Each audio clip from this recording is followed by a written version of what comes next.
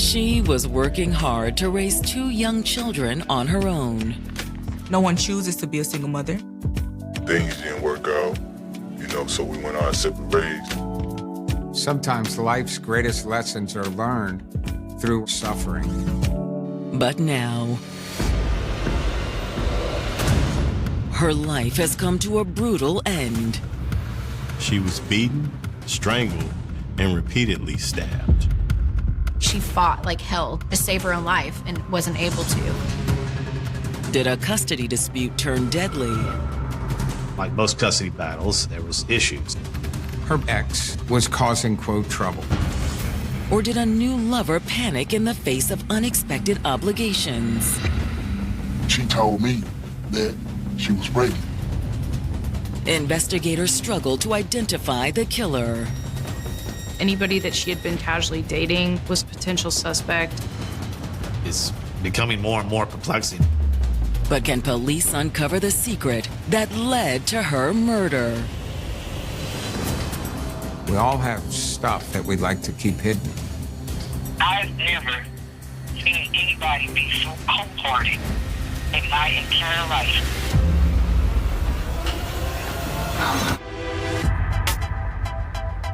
February 25th, 2015. It's a chilly Wednesday afternoon in Houston, Texas, America's 4th largest city. Houston is a huge city. It keeps growing. People seem to flock here.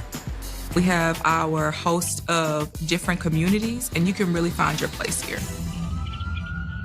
But each year, most of these communities are touched by tragedy. It's not like other cities where you don't hear about a murder for a month. We have hundreds a year. And today, another name is about to be added to the city's list of victims. Exterminator, anybody home? An exterminator was spraying for bugs at a West Houston apartment complex. Exterminator coming in. As soon as he enters, he realizes there's someone in the apartment. Ma'am? Ma'am, are you okay? There was a young woman lying face down on the floor of the apartment. He thought, well, maybe she's sick, and then he saw the blood. The exterminator rushes to get the building manager. And when she arrives, she immediately calls 911. Fire medical. What is your emergency? I have one of the residents in this apartment. She doesn't seem that she is actually breathing. Is she moving out at all? No, she's not moving at all. The resident is identified as Ebony Harris. We have units in marked to that location. 28-year-old Ebony Harris had a magnetic personality. Ebony was just, she loved music, she loved to sing, she was fire. And her humor was the best thing about it because she could laugh at the worst of times and make everything better. But her resilience was tested by the hardships she faced growing up. Ebony became a mother when she was just 17, and her relationship with the father didn't last long after the arrival of their baby. She was growing up, but her partner was not. The couple split up, but Ebony wasn't going to let that keep her from providing for her son. When things got rough, she'd fight her way through it. She knew failure was not an option. She was able to work in a shipping company and was providing for her family. And soon, she had a second chance at romance. She met a young man named Tavon, and they fell in love. And soon, they were living together. He really provided that feeling of stability that Ebony was looking for. When Ebony and Tavon had a son of their own, it looked like her vision of a perfect family had become reality. It was a good time in her life. Another son to join her family. A good father looking after both her children and taking care of her. But sadly, this relationship also didn't last. In the long run, They didn't work, and they broke up. It was not a good season in her life. She needed to find shelter. And for Ebony, the shelter she needed was with her family. Her mother had moved up north and she remained here in Houston, but she had aunts and uncles and cousins. She was very close with. She also remained close with her mom, even with the distance. Hey, Mom. Ebony and I had a really, really close relationship. I was living here in Virginia, but told her, I always got you. I'll always be there for you. Ebony was able to turn to her mom for support. Ebony and I had came up with a plan for her to move to Virginia, and we were gonna start a home daycare. With her family behind her, Ebony was determined to keep moving forward. She was just starting to get some momentum in her life. But now, Ebony's been found unresponsive and bleeding on the floor of her apartment. If anyone willing to do CPR, I can give you instructions. But it's too late for CPR. She looks already kind of like purple. When first responders arrived, they could see that she was face down and that she appeared to have stab wounds. There was no way they could save her, and it was clear to them that she had been dead for a while. Dispatch, I need homicide and CSI to this location. While they wait for homicide detectives, police turn to the property manager for information on the victim. The manager said that there were never any complaints about her from other tenants, but she really didn't know Ebony personally. She has 2 little kids, 2 boys. Where are they now? I don't know. Her sons weren't in the apartment. Was this a kidnapping or something worse? Where are these kids? After her latest relationship ended, 28-year-old Houston native Ebony Harris was focused on raising her 2 sons. It's hard being a single mom, but she worked really hard to provide for them and give them a good life. Are you okay?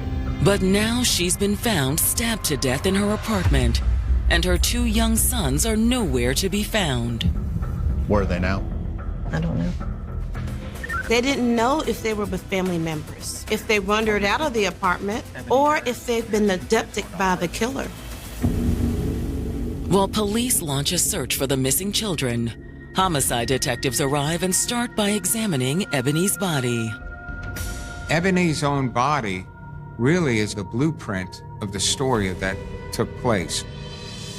In addition to 15 stab wounds, there are bruises around her throat and on her head.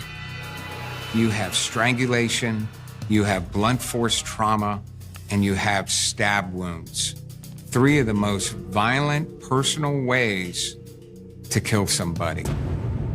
It's obvious to detectives that the fatal attack had been brutal and prolonged.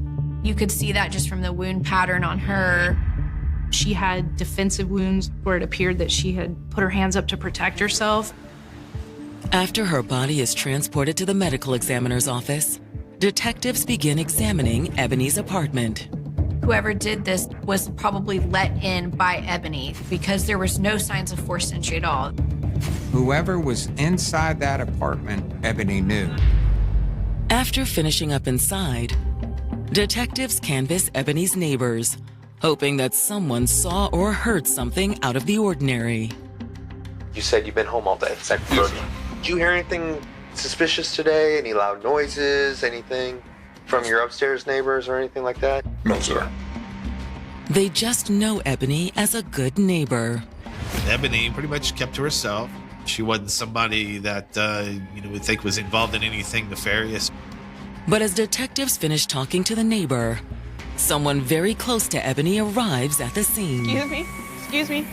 What's going on? A woman came up to the police and said that she was Katrina Sharp, and she was Ebony's cousin. She lived nearby, and she saw all the police cars near Ebony's apartment and went to check on her. Katrina is horrified when she learns what's happened to Ebony. But when she pulls herself together, she gives detectives their first lead. This has to be her baby's daddy. Ebony was involved in a custody battle. His name is Tavon Lawson. And that's the children's father? Just the youngest boy. Like most custody battles, there was issues. It got pretty ugly. What do you mean? She says tensions flared when Ebony sent her sons to stay with their grandmother in Virginia. She said, Mom, my babysitters keep letting me down, and my job already told me if I missed any more work, I was going to be terminated. Being a single parent, she doesn't have someone to fill in the gaps. I said, just send the kids back with me. And she sent both of the boys home with me, back to Virginia. When Tavon found out, he was furious. Tavon filed custody papers, and the court ordered Ebony to bring his son back to Houston. Despite the custody resolution, the situation between them was still tense. Ebony's ex was causing trouble. They've been having arguments. Is that where the boy is now, with his father? No, he's probably with Ebony's sister. She babysits for her. And the older boy, he's still in Virginia? Yeah. With their first solid lead, detectives return to the homicide unit and contact Ebony's sister. The reason I wanted to talk to you today is because you were babysitting her child. Is that correct? Yes, sir. Pretty much every day when she go to work. Okay, and when did she drop him off? She dropped him off Monday. She told police she had been babysitting Ebony's youngest son, but Ebony failed to pick him up after work on Tuesday. Her sister had kept him an extra night, and when she had to go to work that morning, she left the boy with her and Ebony's father. After establishing that both of Ebony's sons are safe, detectives start looking at Tavon Lawson. Given the custody battle, everybody can see why he's high-ranking on the list. But when investigators try to get him for an interview, he's MIA. Detectives couldn't reach Tavon, but they left messages that they wanted to talk to him. They then subpoenaed Ebony's phone records so they could look at the recent contacts she had with them. Before the records can be provided, detectives hear from Tavon, but not the way they expected. Really? I'll be right down. Who is it? Tavon Lawson. Tavon has come in to see the police, but not because they asked to talk to him. Tavon's animated, and his voice is loud. I want to see my son now. Tavon Lawson, the prime suspect in the murder of his ex-girlfriend, Ebony Harris, has just arrived at the Houston Homicide Unit. I want to see my son now. It was interesting to the detectives because the only possible motive that they found for Ebony's murder so far was the custody problems she'd been having with Tavon over their son. But is Tavon a suspect? Or just a concerned father? I want to see my son now. Calm down. Your son is safe. He is with Ebony's dad. Once the detectives calmed Tavon down, he was very cooperative. He wasn't happy, but he understood that he wouldn't be reunited with his son until he was cleared as a suspect. So he sits down with detectives for an interview. Tell me about your relationship with Ebony. She got pregnant with my son. We had moved together. Things didn't work out, so we went our separate ways. Ebony and her ex were, for the most part, congenial after they broke up and how they managed the child. But that changed when Ebony sent her sons to Virginia to stay with her mother. Moving the children created a lot of conflict between them. He was furious that Ebony would make such an important decision without telling him. But once the son was back in Houston and they had shared custody, his relationship with Ebony had improved somewhat. Despite his battles with Ebony, this was the mother of his child, and he respected that. Whoever done this, man, need to be caught for the sake of my son. He loved his mom. I don't really know how I'm going to explain this to him. He wanted to be as cooperative as he could as a concerned father. And there could be an easy way to strike him from the suspect list. The police asked him for a DNA swab, and he willingly gives it. And if it comes back saying, hey, you were there, you know, I got to come back and be like, hey, man, yeah, what's up? You know what? I'm not even worried about that. I got to be to work at 6:30. You've been at work the entire day from 6:30 in the morning. Right. They can confirm that. Their best lead, a likely dead end. Detectives asked Tavon if he knows of anyone who wanted to harm Ebony. There was a guy at her job that she mentioned having problems with. Who's this guy? I don't know the name. After the interview, investigators contact Tavon's supervisor at work. Yeah, this is the Houston. It turns out he has a pretty solid alibi. He was at work all day. All right, thanks. Tavon Lawson is in the clear.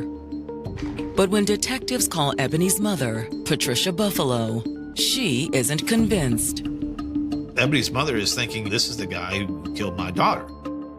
I've never seen anybody be so cold-hearted in my entire life. But when the detective asks if there's anyone else who might harm her daughter, she does give them another name. Ebony's mom was able to tell the detectives there's this man named Cedric. Cedric was apparently dating her daughter, and they had broken up not too long before. I warned Ebony, I said, look, leave that guy alone. And she did. But I remember her telling me probably about 2 weeks ago that he contacted her. She didn't know his last name. She didn't know how to get in touch with him. All she knew was that this was another person in Ebony's life. Patricia says she thinks they met at Ebony's job.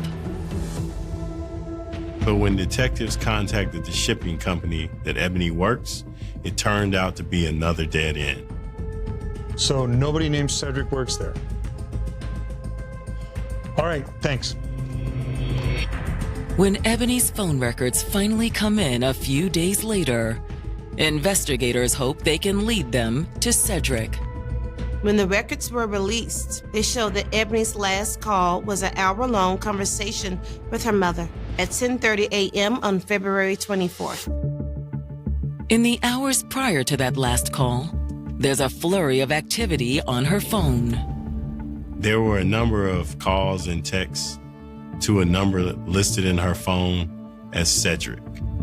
But that wasn't the only person Ebony was in contact with that morning. They also find another name on Ebony's phone records, someone named Bay. All kinds of text messages going back and forth. After the likely time of Ebony's death, all incoming communication from Bay ceases. There were a couple of messages from Cedric after that, and tons of activity from Ebony's family and friends, but nothing at all from Bay. Now detectives are left wondering, could Bay be Ebony's killer? This person, whoever Bay is a part of Ebony's life. Did he go silent because he knew she was dead? So who is Bay? Hey, babe. For Houston detectives investigating the murder of 28-year-old single mother Ebony Harris, the list of possible suspects is growing. Ebony's phone records show that she was communicating with two different men immediately before she was murdered. One listed in the phone as Cedric and the other as Bay. Detectives first called the number connected to Cedric, the man Ebony had recently ended things with. Detectives learned that his full name was Cedric Jacobs. When they told him they were calling about Ebony Harris, he seemed to have no idea what had happened to her. The detectives break the news to him about Ebony. He's shocked. And he agrees to come in for an interview. He tells him that his relationship with Ebony was like a friends with benefits kind of thing. I do have a girlfriend already, so I was just kind of dealing with her on the side. Cedric claimed that he and Ebony only hooked up a handful of times around Christmas and New Year's. But his story changes when detectives tell him they'd heard he and Ebony were going through a bad breakup. Cedric kind of backtracked and did admit that he and Ebony had a falling out, but he said they reconnected around Valentine's Day. According to Cedric, they went out to a bar, and Ebony fainted. She got sick, and she fainted, so I carried her out. But when he took her home, she dropped a bombshell. She revealed to him that she was pregnant with twins. After she told me that, I started questioning her about it, like, well, do you think I'm the father? Or what's the scenario here? She's like, no. She didn't say who the father was, though she did give a clue to his identity. She was telling me that she might be pregnant by a guy in Virginia. Is Cedric just trying to deflect attention from himself? Or is the man from Virginia the bae in Ebony's phone? Ebony's mother lived in Virginia, and Ebony would often go back to visit her, but her mother hadn't mentioned anyone she was seeing there. With nothing else to hold Cedric on, the detectives only have one more question. Will you consent to a buccal swab for DNA? Yeah, definitely. After collecting his DNA, the autopsy report confirms that at least part of Cedric's story is true. The autopsy revealed that Ebony was almost 6 weeks pregnant with twins when she was stabbed to death. The medical examiner took a DNA sample from the unborn children to compare with DNA samples from Tavon Lawson and Cedric Jacobs. While waiting for the results, investigators focused their attention on identifying the man listed as bae in Ebony's phone.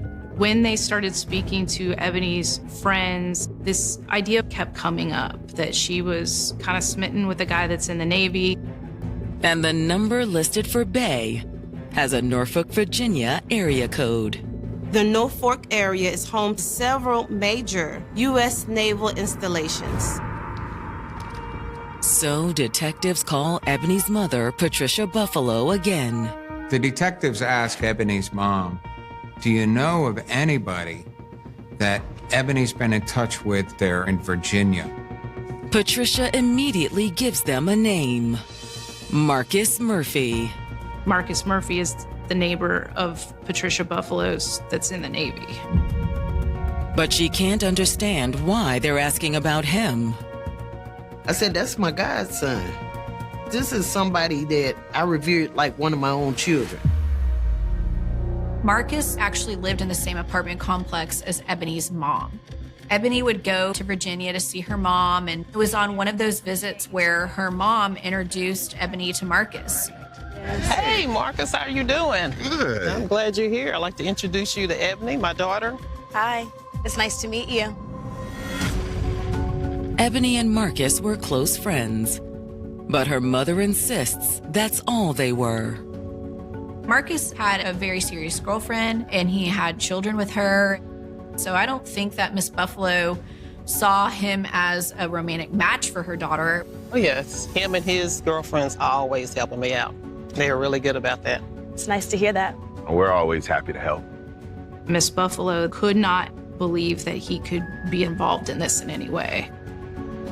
But alarm bells go off when, as Patricia gives them the number she has for Marcus, it's a match for bae's contact in Ebony's phone.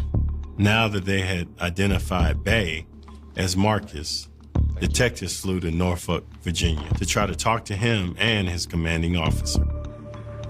At the naval base, his commander tells the detectives that Marcus is temporarily on duty in Pensacola, Florida. But he can't imagine he'd be involved. He had been in the Navy for several years. He was doing well. He was making rank. It wasn't a paycheck for him. He actually enjoyed being in the Navy. But the detectives are more interested in Marcus's character than his service record. Is he manipulative? Did he have anger or any control issues? Not that I ever saw. He never showed, like, overly aggressive behavior toward anyone else.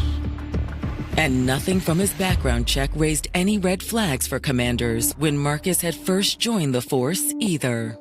The expectation is that military folk could be a pillar of the community. Detectives ask if there's any way Marcus could have been off the base for several days without anyone knowing. His commanding officer informed them that they kept track of all their personnel. He even offered to show detectives their records. This is our muster sheet. This tells us who is where on what days. The detectives ask what the muster sheet shows on February 24th, the day Ebony was murdered. On this day, Officer Murphy was on liberty. Marcus was off duty from the 24th to the 26th. That instantly makes him suspect number one. Houston detectives investigating the murder of Ebony Harris have just learned that a Navy officer from Virginia that she'd secretly dated was on leave the same weekend that she was killed. The investigators were faced with the possibility that Marcus Murphy had used his 3-day leave to fly to Houston and kill Ebony. The next step for the detectives is to contact Marcus and get his side of the story. There was one problem, though. Marcus was currently in Florida for training, so they couldn't speak with him face to face. They returned to Houston and called Marcus to interview him over the phone. Mr. Murphy? Yeah. Okay, hey. Surprisingly, he readily admits that he did hook up with Ebony on one of her trips to Virginia. Marcus shared some things about the relationship, but he didn't talk about the pregnancy. And he says he knows nothing about Ebony's murder. One thing they asked him was, were you ever in Houston? And he denies ever coming to our city. Marcus says during his leave, he'd driven to Danville, Virginia to pick up his son from his mother. He was with your mom? Yeah. So you were never in Houston that week? Never. Okay, well, that's all I really needed from you. Marcus couldn't have committed the murder if he was halfway across the country in Virginia.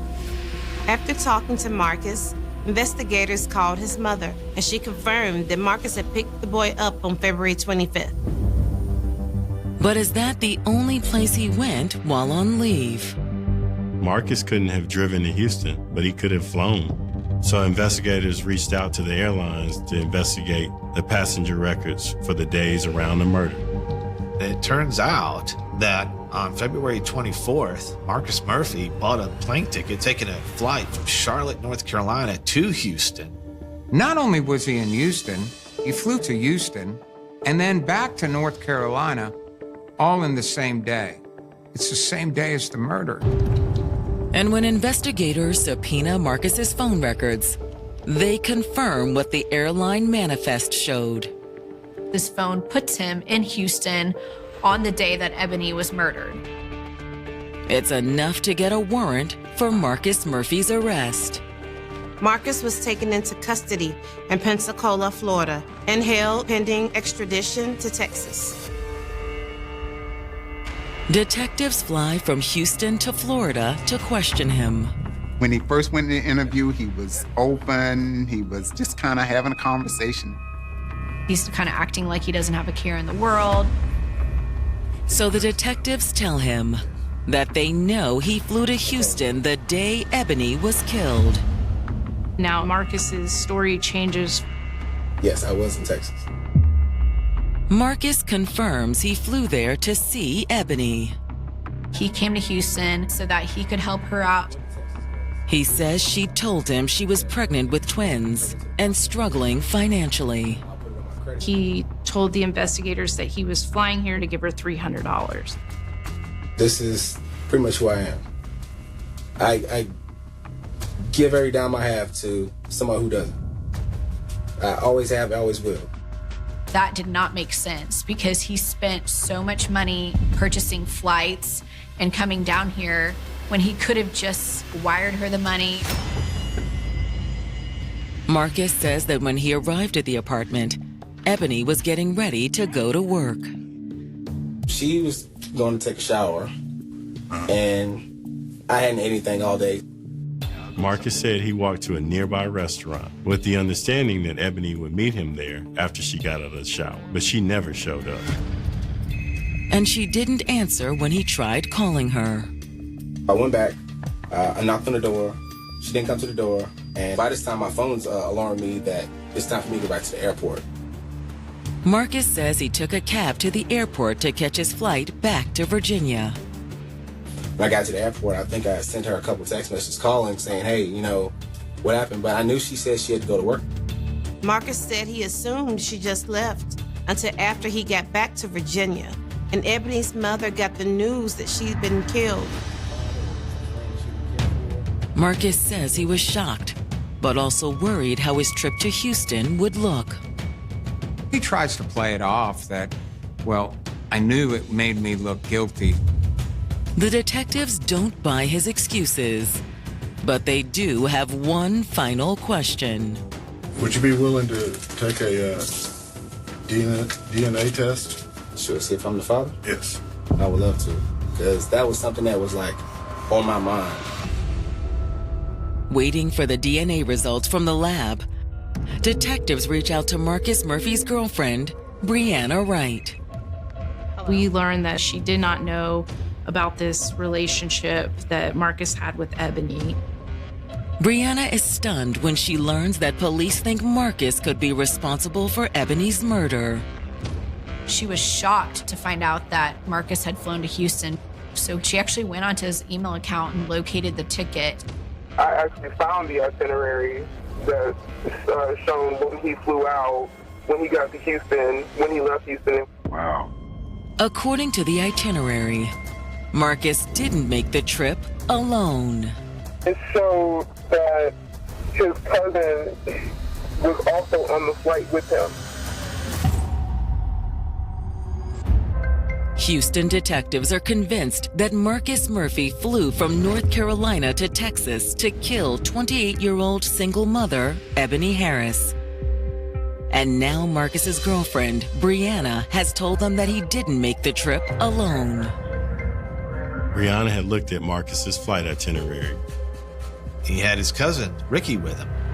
What is his involvement in this? Was he an accomplice? After talking to Marcus's girlfriend, investigators arranged to interview his cousin in Virginia. Why do you think we're talking to you?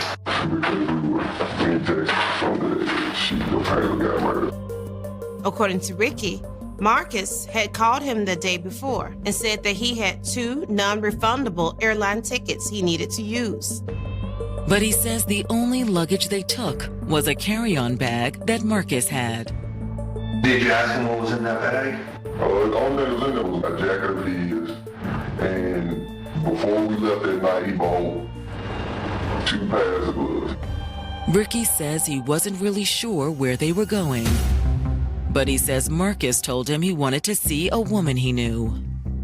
They had a layover in Atlanta, and then when they got to Houston, they took a cab to an apartment complex. Ricky decides that he's just going to hang out for a little bit until his cousin does his business.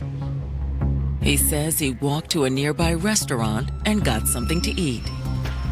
He comes back and he tells me that we're going to miss our flight and that we need to hurry to leave. Ricky said that he and Marcus took a cab back to the airport and flew home. He said that Marcus never told him what had happened at the apartment. It didn't make a lot of sense to us, but we couldn't really disprove it either. Ultimately, no charges are filed against Marcus's cousin. The police and the district attorney were focused on assembling evidence against Marcus, not on making the case more complicated. When DNA results come back from the lab, it's the final nail in the coffin for Marcus Murphy.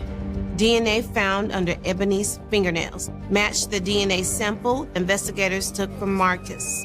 It proved beyond any doubt that he was the person that she fought with before she was murdered.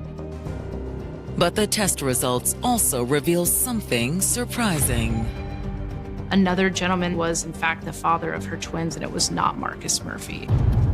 That was really upsetting because we felt like, man, this was for nothing. A truly senseless crime. And there will be a long wait for justice.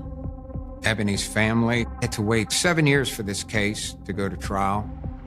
COVID shut our courthouse down, and we just had to be patient and wait.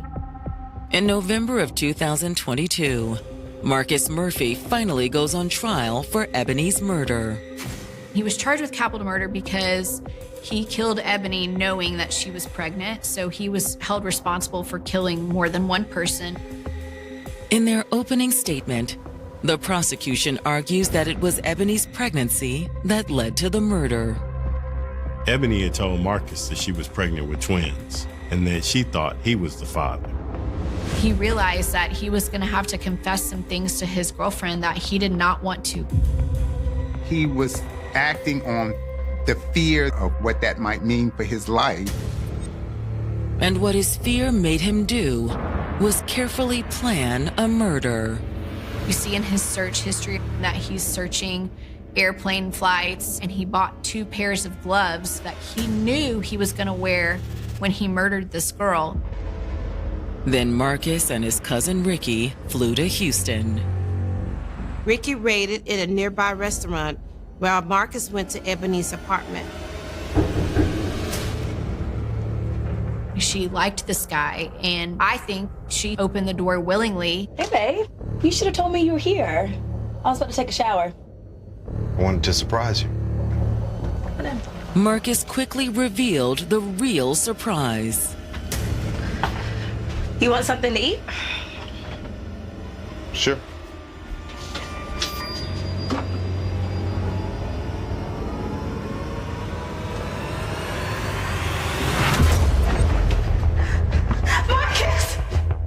She had Marcus's DNA under her right hand fingernails, which indicates to us that she fought him. She was able to get away, but Marcus grabbed a knife. We believe the knife was taken from her knife block in the kitchen.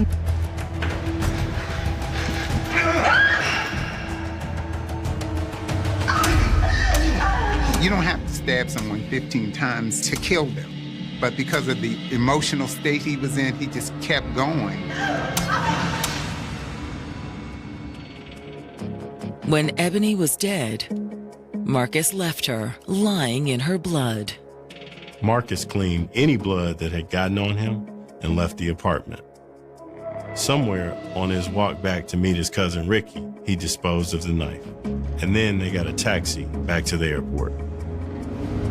Sitting through the prosecution's case is an emotional ordeal for Ebony's family. The family saw the brutal autopsy photos. They heard all this graphic testimony. I did excuse myself out the courtroom a few times. But through it all, the defense maintains that Marcus didn't kill Ebony Harris. They argued that Marcus went to her apartment that day but actually never saw her, and then went back to the airport. The defense's argument was that it was somebody else involved in her life. And they also attempt to dismiss the DNA evidence. The defense claimed that there could be DNA from Marcus under Ebony's fingernails because she scratched him the last time they had sex. We had a DNA expert to testify. Unless she didn't shower from November until February when she was killed, that it would be completely unlikely that his DNA would have remained under her fingernail. The jury isn't impressed by the defense's arguments.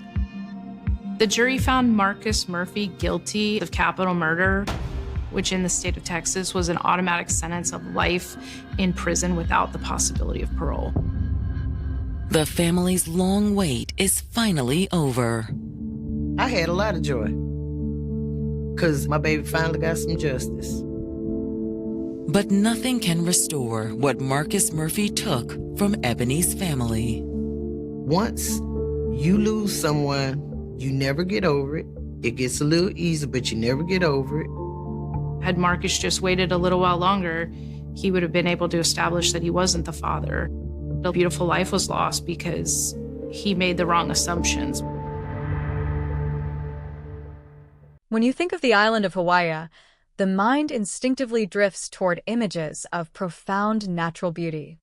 You imagine the sweeping, jagged coastlines, the relentless rhythm of the Pacific Ocean crashing against volcanic rock, and the towering, quiet majesty of dormant volcanoes stretching into the clouds. It is a place that often feels entirely removed from the chaos of the mainland, a tropical sanctuary defined by its isolation in the middle of the vast ocean. But there is another side to the island, one that exists beyond the glossy brochures and the pristine resorts. Hilo, situated on the northeastern coast of the Big Island, is a working town. It is a place characterized by its heavy rainfall, its lush, encroaching vegetation, and its tight-knit communities where generations of families have lived side by side. In a community like Hilo, especially in the late 1980s, anonymity was a rare commodity. People knew their neighbors. They recognized the cars parked on their streets. They noticed when something was out of place. It is this very sense of familiarity, this inherent closeness, that makes the events of May 1st, 1987, so deeply unsettling and so incredibly difficult to comprehend. In the realm of unsolved homicides, time and geography are usually the two greatest adversaries of any criminal investigation. A cold case often features a victim who vanishes without a trace, stepping out of their normal routine and disappearing into a vast, unknown void. Days, weeks, or even years might pass before their remains are discovered in some remote, desolate location, miles away from where they were last seen.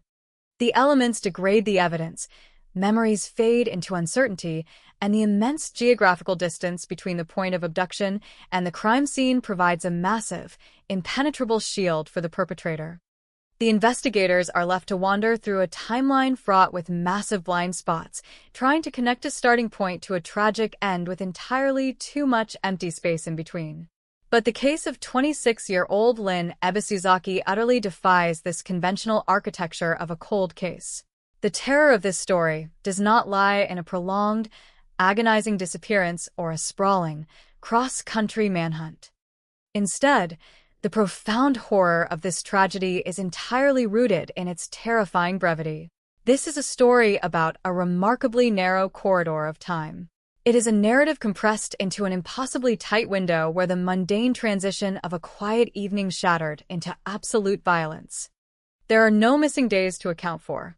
There are no vast stretches of wilderness to scour. There is only a 45-minute window and a distance of a few hundred feet.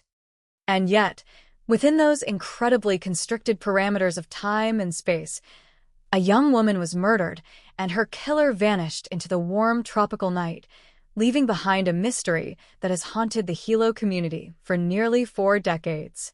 To truly grasp the chilling nature of this case, you must place yourself on the 500 block of Kaneohua Avenue on that Friday evening.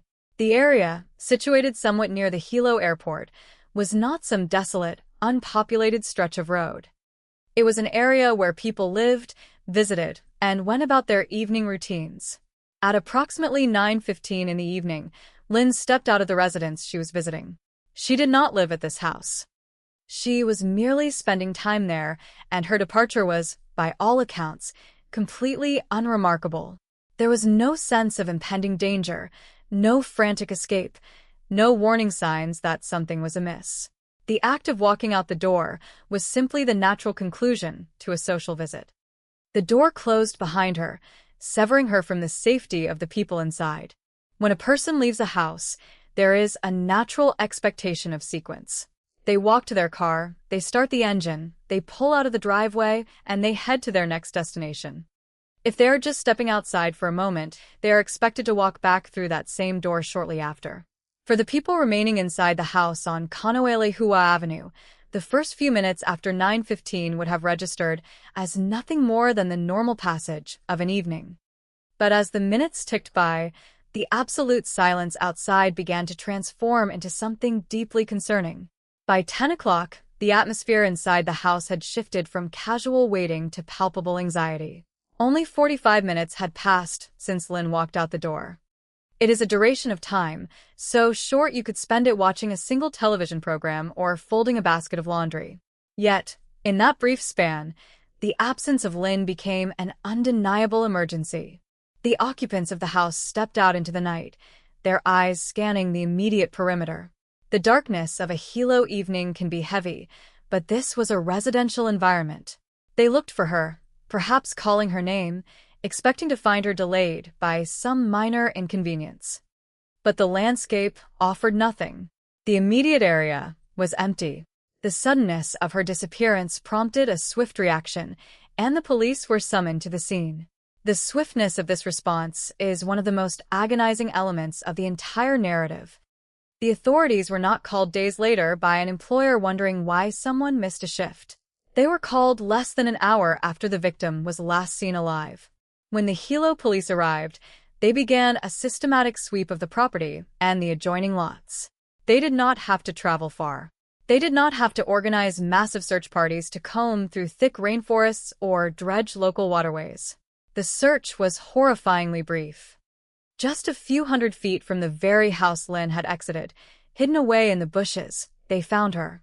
She was deceased. The proximity of her body to the house is a detail that fundamentally alters how this crime must be viewed. If she was attacked right after leaving the residence, the perpetrator had to have been waiting in the immediate vicinity, acting with a swift, brutal, and silent efficiency. To strike down a young woman so close to a house filled with people, and to do so without drawing any attention, without triggering any screams that would alert the neighborhood, suggests a terrifying level of sudden violence. The subsequent medical examination would confirm the brutal reality of that night. Lynn Ebisuzaki did not suffer a tragic accident in the dark. She was not the victim of some unforeseen medical emergency. The autopsy revealed a fatal stab wound. The official classification was homicide. Someone had been in the dark with a knife, and within minutes of Lynn stepping into the night air, that person had ended her life. The case was filed under the chillingly sterile designation of C60060, joining the tragic ledger of unsolved homicides. The sheer mechanics of the crime present a seemingly impossible puzzle. How does a fatal stabbing occur mere hundreds of feet from a gathering of people without anyone seeing a struggle, hearing a sound, or noticing a fleeing suspect? Kaneohe Avenue was not a deep, impenetrable jungle. It was a populated area where sounds carry and movements are often observed. The fact that the killer managed to intercept Lynn, inflict a fatal wound, conceal her body in the nearby brush, and completely vanish from the area before the 10 o'clock realization by her friends is a sequence of events that requires an almost incomprehensible alignment of tragic timing and stealth. It creates a suffocating sense of proximity, the dreadful knowledge that the killer was right there, lingering at the edge of the light, completely unseen by the people who cared for her. However, the darkness of that night is not entirely empty. There is a singular, compelling thread that stretches out from the immediate crime scene and reaches backward into the timeline of Lynn's final days. It is a thread that has sustained the investigation for nearly 40 years and continues to generate urgent appeals from law enforcement well into the 2020s. It involves a location connected to her deep involvement with her faith community, the Kinool Baptist Church. According to witness accounts gathered by investigators, Lynn had been seen at a church parking lot on the 1800 block of Kinool Street prior to her murder. And she was not alone. Witnesses reported seeing her engaged in an argument with an unidentified man. This argument represents the most critical, yet frustratingly opaque, piece of the investigative puzzle. The Hawaiian police have been incredibly careful with their language regarding this unknown individual. He is officially designated as a person of interest.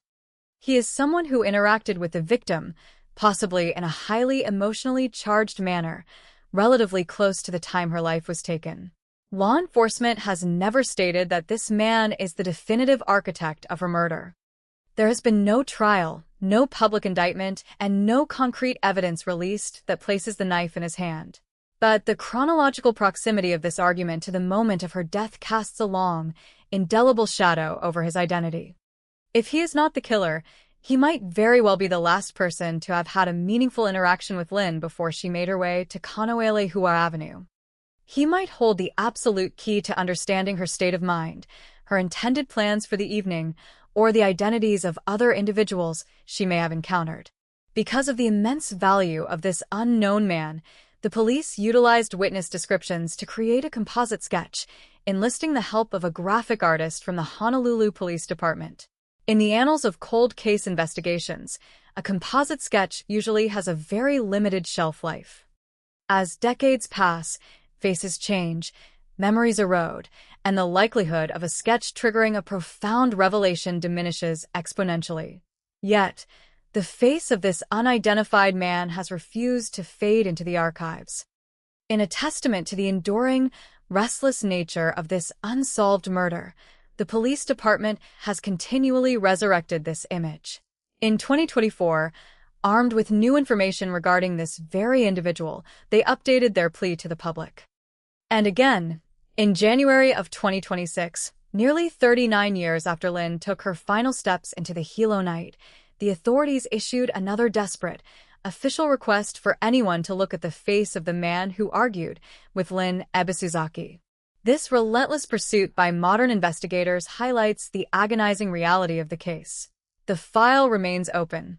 The question of who held the knife remains unanswered. As we delve into the life of Lynn Ebisuzaki and the agonizingly brief window of time that ended it, we must navigate a landscape defined by what is missing.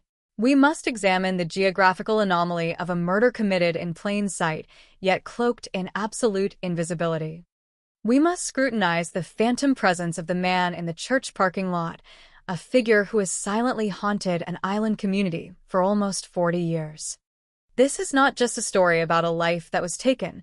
It is an examination of how a community, a police force, and a family are forced to endlessly circle a 45-minute void, searching for a ghost that managed to slip through the cracks of a quiet Hawaiian evening.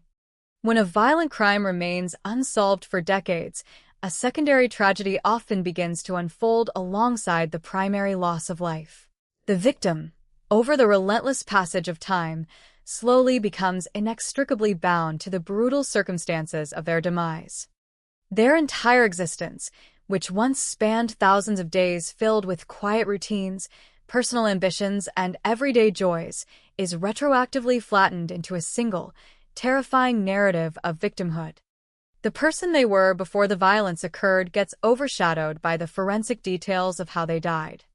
In the public consciousness, they cease to be a living, breathing member of a community and instead become a photograph on a cold case flyer, a name permanently attached to a police sketch, and a cautionary tale whispered in the town where they perished.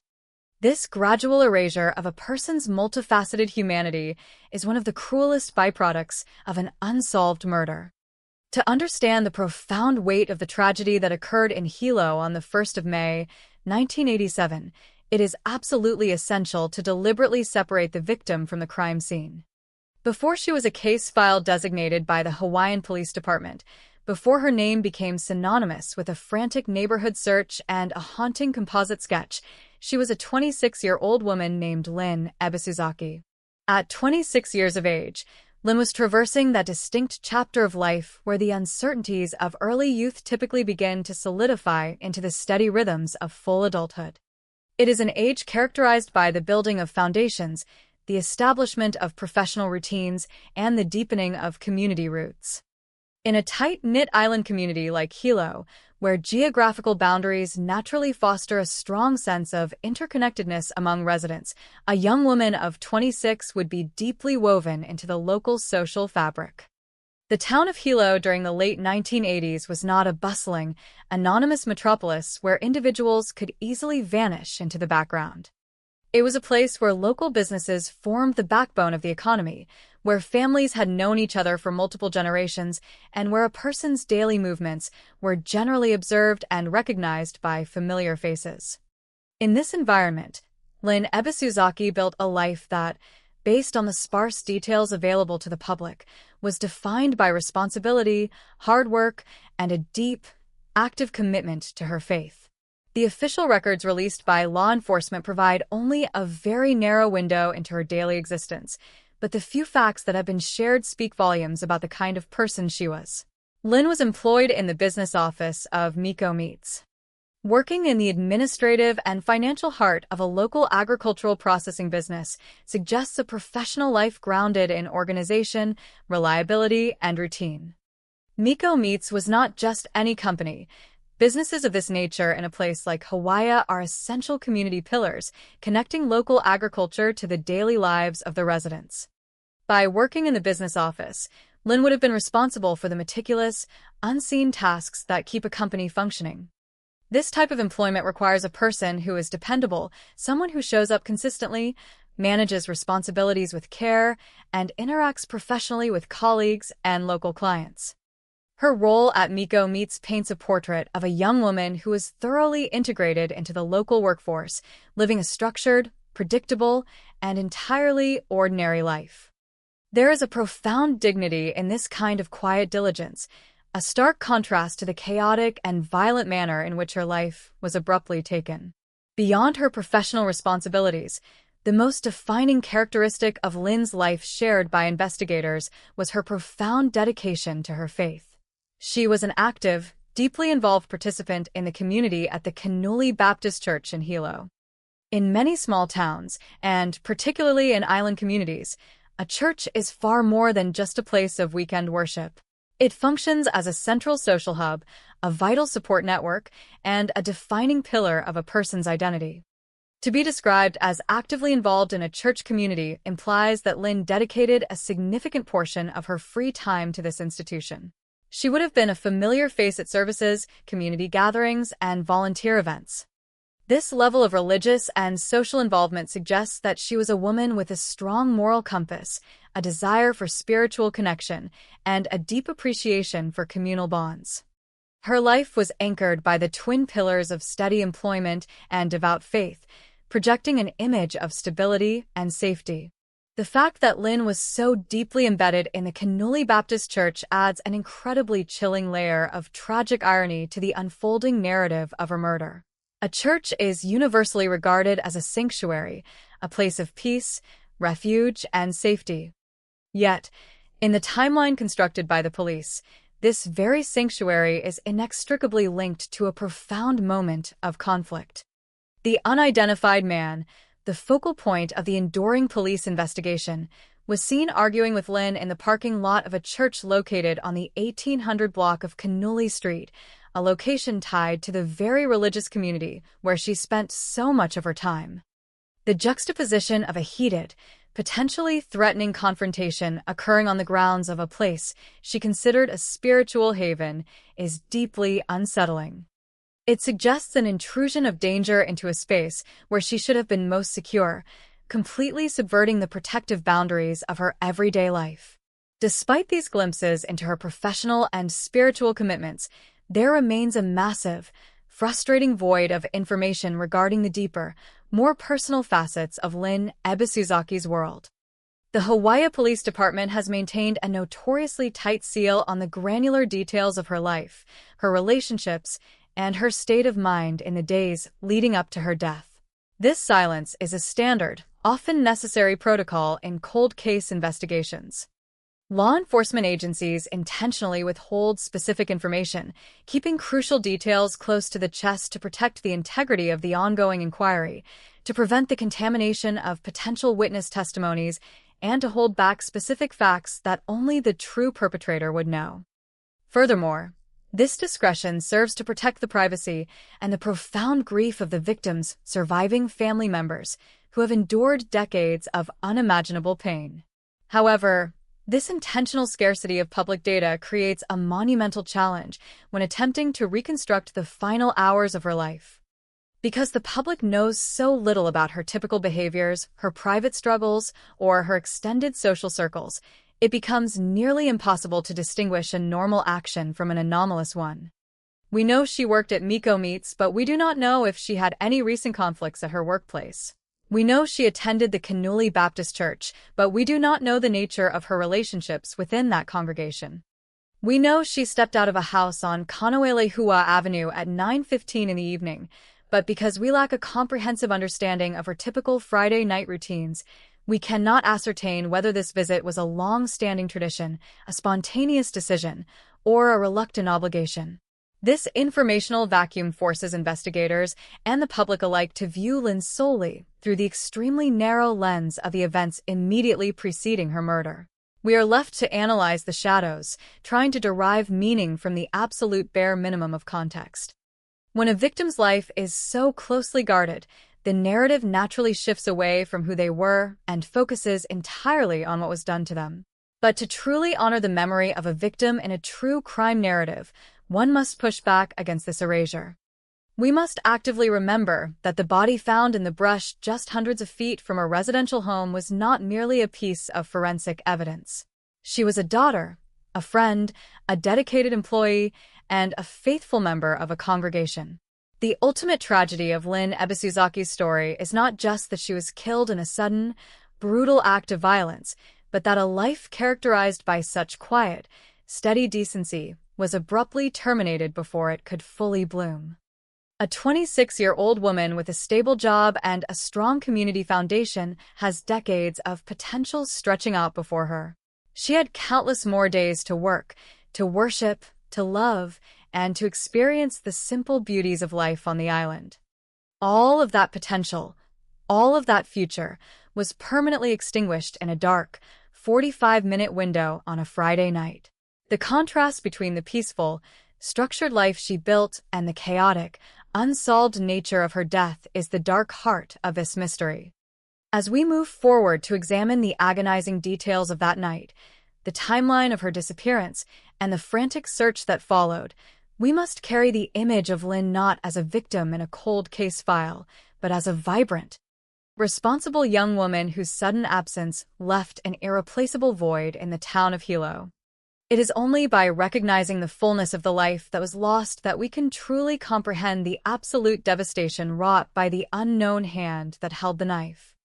The transition from daylight to darkness in Hilo on the 1st of May, 1987, would have brought the typical atmospheric shifts familiar to anyone living on the eastern coast of the Big Island. The heavy, humid warmth of the tropical afternoon gradually surrenders to the cooler, shadow-filled evening, and the ambient sounds of a working town begin to settle down into the quieter rhythms of a Friday night. The location in question, the 500 block of Kaneohe-Hua Avenue, sits in relative proximity to the Hilo airport. It is a defining characteristic of this area that it is neither entirely isolated nor overwhelmingly urban. It represents a transitional space, a residential pocket where houses stand adjacent to each other, where property lines are clearly drawn, and where the presence of neighbors provides a psychological barrier against the unknown. On this particular evening, within one of the residences on this very block, a gathering was taking place. The exact nature of this gathering, the specific topics of conversation, and the identities of the other individuals present inside the house remain shielded within the confidential files of the police investigation. What is definitively known, however, is that 26-year-old Lynn Ebisuzaki was present. She was a guest. She did not reside at this address on Kaneohe-Hua Avenue. She was simply spending a portion of her Friday evening visiting the people who lived there, engaging in the ordinary, mundane social interactions that define the end of a typical work week. Inside the house, the atmosphere would have been anchored by the comfortable security of an enclosed space. Walls, locked doors, and artificial light create an environment where individuals naturally lower their guard, shielded from the unpredictable variables of the outside world. For the majority of the evening, Lynn was safely enveloped within this protective bubble of domestic normalcy. But the entire trajectory of her life and the subsequent decades of agonizing mystery for the Hilo community hinged entirely on a single, seemingly inconsequential decision to leave that secure environment. At approximately 9:15 in the evening, Lynn Ebisuzaki separated herself from the gathering and stepped outside the residence. The specific motivation for her departure at that precise moment has never been publicly clarified by law enforcement. The critical detail, however, is that this departure was not intended to be permanent. Her exit was not accompanied by the finality of a long goodbye or the definitive packing of belongings that signals the end of a visit. The contextual clues surrounding the subsequent panic of her friends strongly indicate that she was expected to return to the interior of the house shortly after stepping into the night air. The act of opening a front door and stepping outside is an action performed millions of times a day, without consequence. At 9:15, as the door closed behind Lynn, cutting off the light and the voices from the living room, there would have been absolutely no reason for the occupants of the house to feel a sense of dread. Human beings are fundamentally conditioned to trust their immediate surroundings, especially in residential neighborhoods where the threat of random violence seems incredibly remote. When someone steps out to retrieve an item from a vehicle, to take a brief walk, or simply to get a breath of fresh air, the people left waiting indoors do not immediately assume the worst. They return to their conversations, they glance at the television, and they allow the natural flow of time to continue uninterrupted. For the first 5 or 10 minutes after Lynn walked out the door, the atmosphere inside the house on Kaneo'elehua Avenue undoubtedly remained completely undisturbed. The ticking of the clock would have gone entirely unnoticed, masking the horrifying reality that just beyond their walls, an unspeakable tragedy was already unfolding in the dark.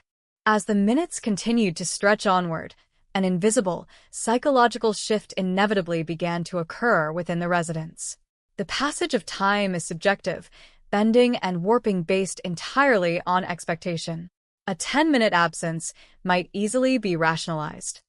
Perhaps she had dropped her keys in the dark and was taking extra time to search the ground. Perhaps she had bumped into a neighbor taking an evening stroll and was momentarily caught up in a polite, unexpected conversation. These are the natural, logical assumptions the human mind constructs to maintain a sense of equilibrium and to ward off the creeping paralysis of anxiety. But as the clock moved past 9:30 and began inching toward 9:45, those comforting rationalizations would have become increasingly difficult to sustain. The absolute silence from the outside world would have started to feel heavy and oppressive. The casual flow of conversation indoors would have fractured, replaced by distracted glances toward the closed door and the unspoken, rising tension that something was fundamentally wrong with this timeline. By 10 o'clock in the evening, exactly 45 minutes after Lynn Ebisuzaki had stepped outside, the fragile illusion of normalcy within the house completely shattered. A 45-minute absence for a task that should have taken only a few moments is an undeniable red flag. It is a duration of time that crosses the definitive boundary between a casual delay and a genuine emergency. The individuals inside the house could no longer passively wait for the door to open. They were forced into action by the suffocating weight of her continued absence. Stepping out into the night themselves, they began to actively search the immediate vicinity of the property. They would have scanned the driveway, the front yard, and the darkened edges of the street, likely calling out her name into the humid Hilo air. They were looking for a person, but they were also desperately searching for a rational explanation to dispel their escalating panic. However, the 500 block of Kaneo'elehua Avenue offered them absolutely nothing. There was no sign of Lynn. There was no indication of a struggle. There was only the quiet, empty street and the overwhelming, terrifying realization that she had seemingly vanished into thin air from the very perimeter of the house. Recognizing that the situation had escalated far beyond their capacity to handle, the occupants of the house made the critical decision to contact the authorities. The Hilo police were dispatched to the scene, responding to an urgent call regarding a young woman who had stepped outside and inexplicably disappeared. The remarkably short time frame between her initial departure and the arrival of law enforcement is one of the most chilling and unique aspects of this case. The police did not have to reconstruct a timeline spanning several days. They were operating within a localized, incredibly compressed window of time. When the officers arrived on Kaneo'elehua Avenue, they immediately recognized the gravity of the situation. They initiated a systematic, thorough search protocol, starting from the exact point where Lynn was last seen alive, the doorway of the residence. The investigative search radiated outward from the house, meticulously covering the immediate property grounds before expanding into the adjacent lots and the surrounding landscape. The officers utilized flashlights to cut through the darkness, scanning the vegetation and the shadows that define the edges of residential properties in Hawaii. The terrifying climax of this search did not occur miles away on a deserted highway or deep within a remote volcanic crater. It happened horrifyingly close to the starting point, just a few hundred feet from the house, concealed within the dense brush and bushes that line the area. The police made their tragic discovery. They found Lynn Ebisuzaki. The desperate hope that she had simply wandered off or experienced a minor emergency was instantaneously extinguished. She was unresponsive, and it was immediately apparent to the responding officers that she had succumbed to violent trauma. The geographical proximity of her body to the house where her friends had been waiting is a detail that fundamentally redefines the narrative of that night. It proves unequivocally that the killer did not abduct her and transport her to a secondary location. The violence occurred right there, in the immediate, unseen margins of the property. The subsequent medical examination and autopsy would confirm the brutal, unforgiving mechanics of her death. Lynn Ebisuzaki did not die from a sudden medical event, nor did she perish in an unfortunate, accidental fall in the dark. The medical examiner identified a fatal stab wound as the definitive cause of death. The deliberate, forceful insertion of a bladed weapon into her body removed any lingering ambiguity surrounding the circumstances of her passing. The Hawaii Police Department officially classified the case as a homicide. The paperwork was filed, the investigative machinery was fully activated, and the quiet residential block on Kaneo'elehua Avenue was permanently transformed into a bloody crime scene. The revelation of the stab wound forces a terrifying reconstruction of those lost 45 minutes. It dictates that an armed individual was present in the darkness, waiting or wandering near the house. It dictates that within moments of Lynn stepping through the door at 9:15, she was intercepted by this individual. The fact that a fatal stabbing occurred mere hundreds of feet from a house filled with people, without a single scream being heard, without a single neighbor looking out their window to witness a struggle, suggests a sudden, overwhelming, and lethal ambush. The killer acted with a horrifying efficiency, inflicting a mortal wound, dragging or leaving her body in the nearby bushes for concealment, and entirely vacating the premises before the 10 o'clock realization prompted the search.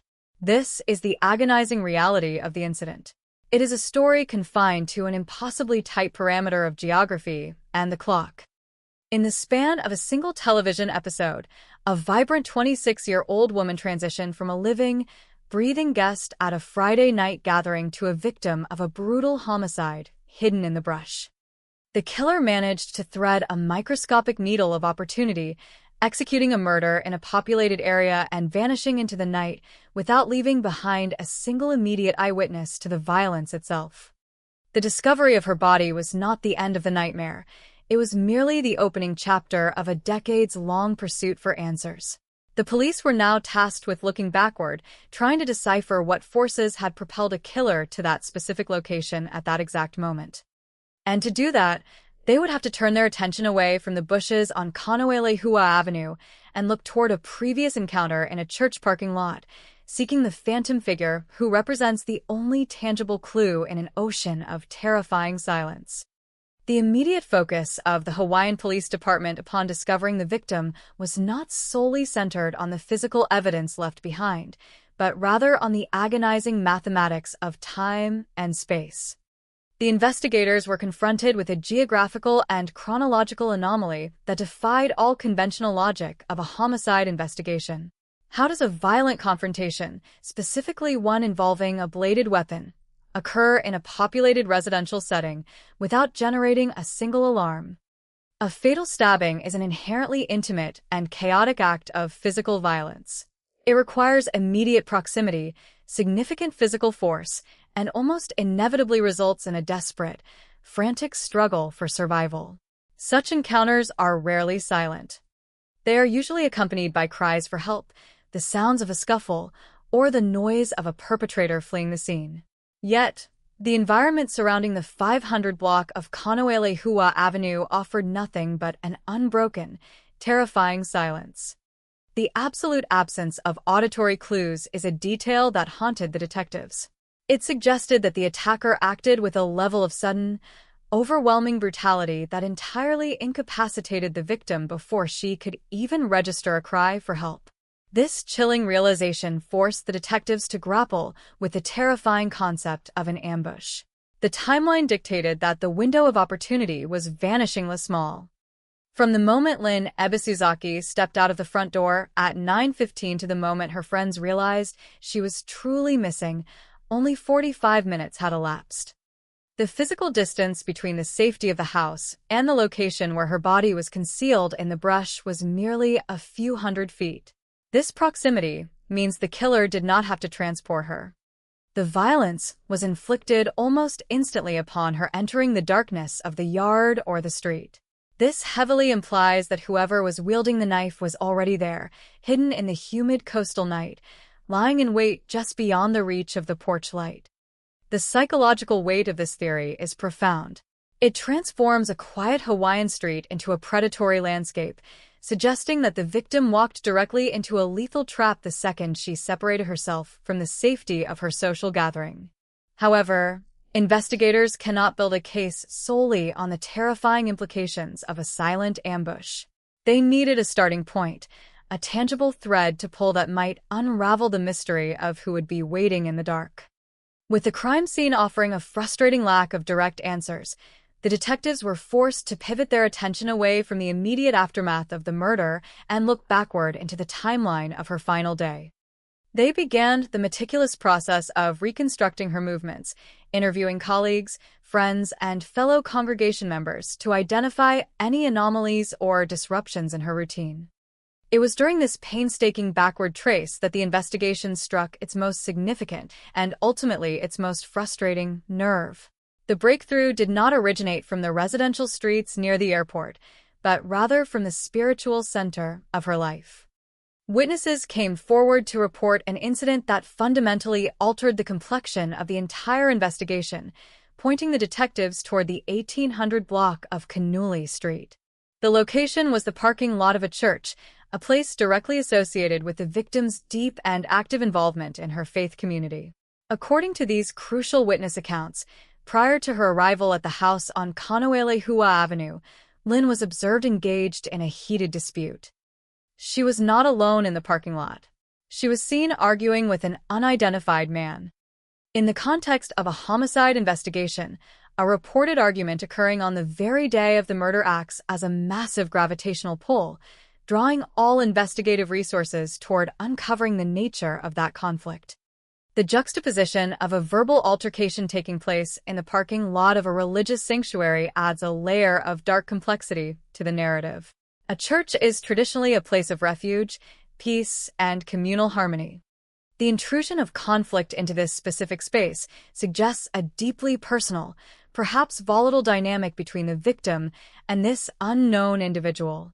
The revelation of this argument immediately elevated this unidentified man to the absolute center of the investigative effort. However, it is fundamentally critical to understand the precise legal and investigative terminology employed by the Hawaiian authorities. The police have consistently and carefully designated this individual as a person of interest. This is a crucial distinction that separates speculative theory from legal fact. A person of interest is someone who law enforcement believes possesses vital information regarding a crime, often because they were situated near the crime scene or had significant interaction with the victim shortly before the event. It does not mean the police possess forensic evidence linking him to the murder weapon.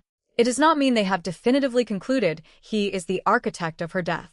It simply means that, in a timeline defined by missing pieces, he represents the largest and most glaring unknown variable. Until he is identified and thoroughly questioned, the investigation cannot move forward, because he might be the very last person to have seen her before she made her way to the fatal gathering on Kaneoelehua Avenue. Faced with the monumental task of identifying a phantom figure, the Hawaii Police Department took decisive action to immortalize his face.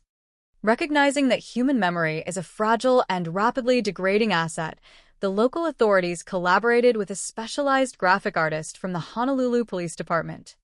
Drawing upon the detailed, yet subjective, recollections of the witnesses who observed the argument in the church parking lot, they meticulously constructed a composite sketch. The creation of a forensic sketch is a delicate psychological and artistic endeavor.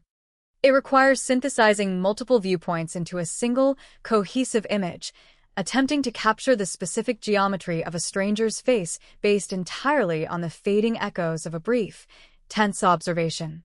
This sketch became the most vital piece of public currency in the entire investigation.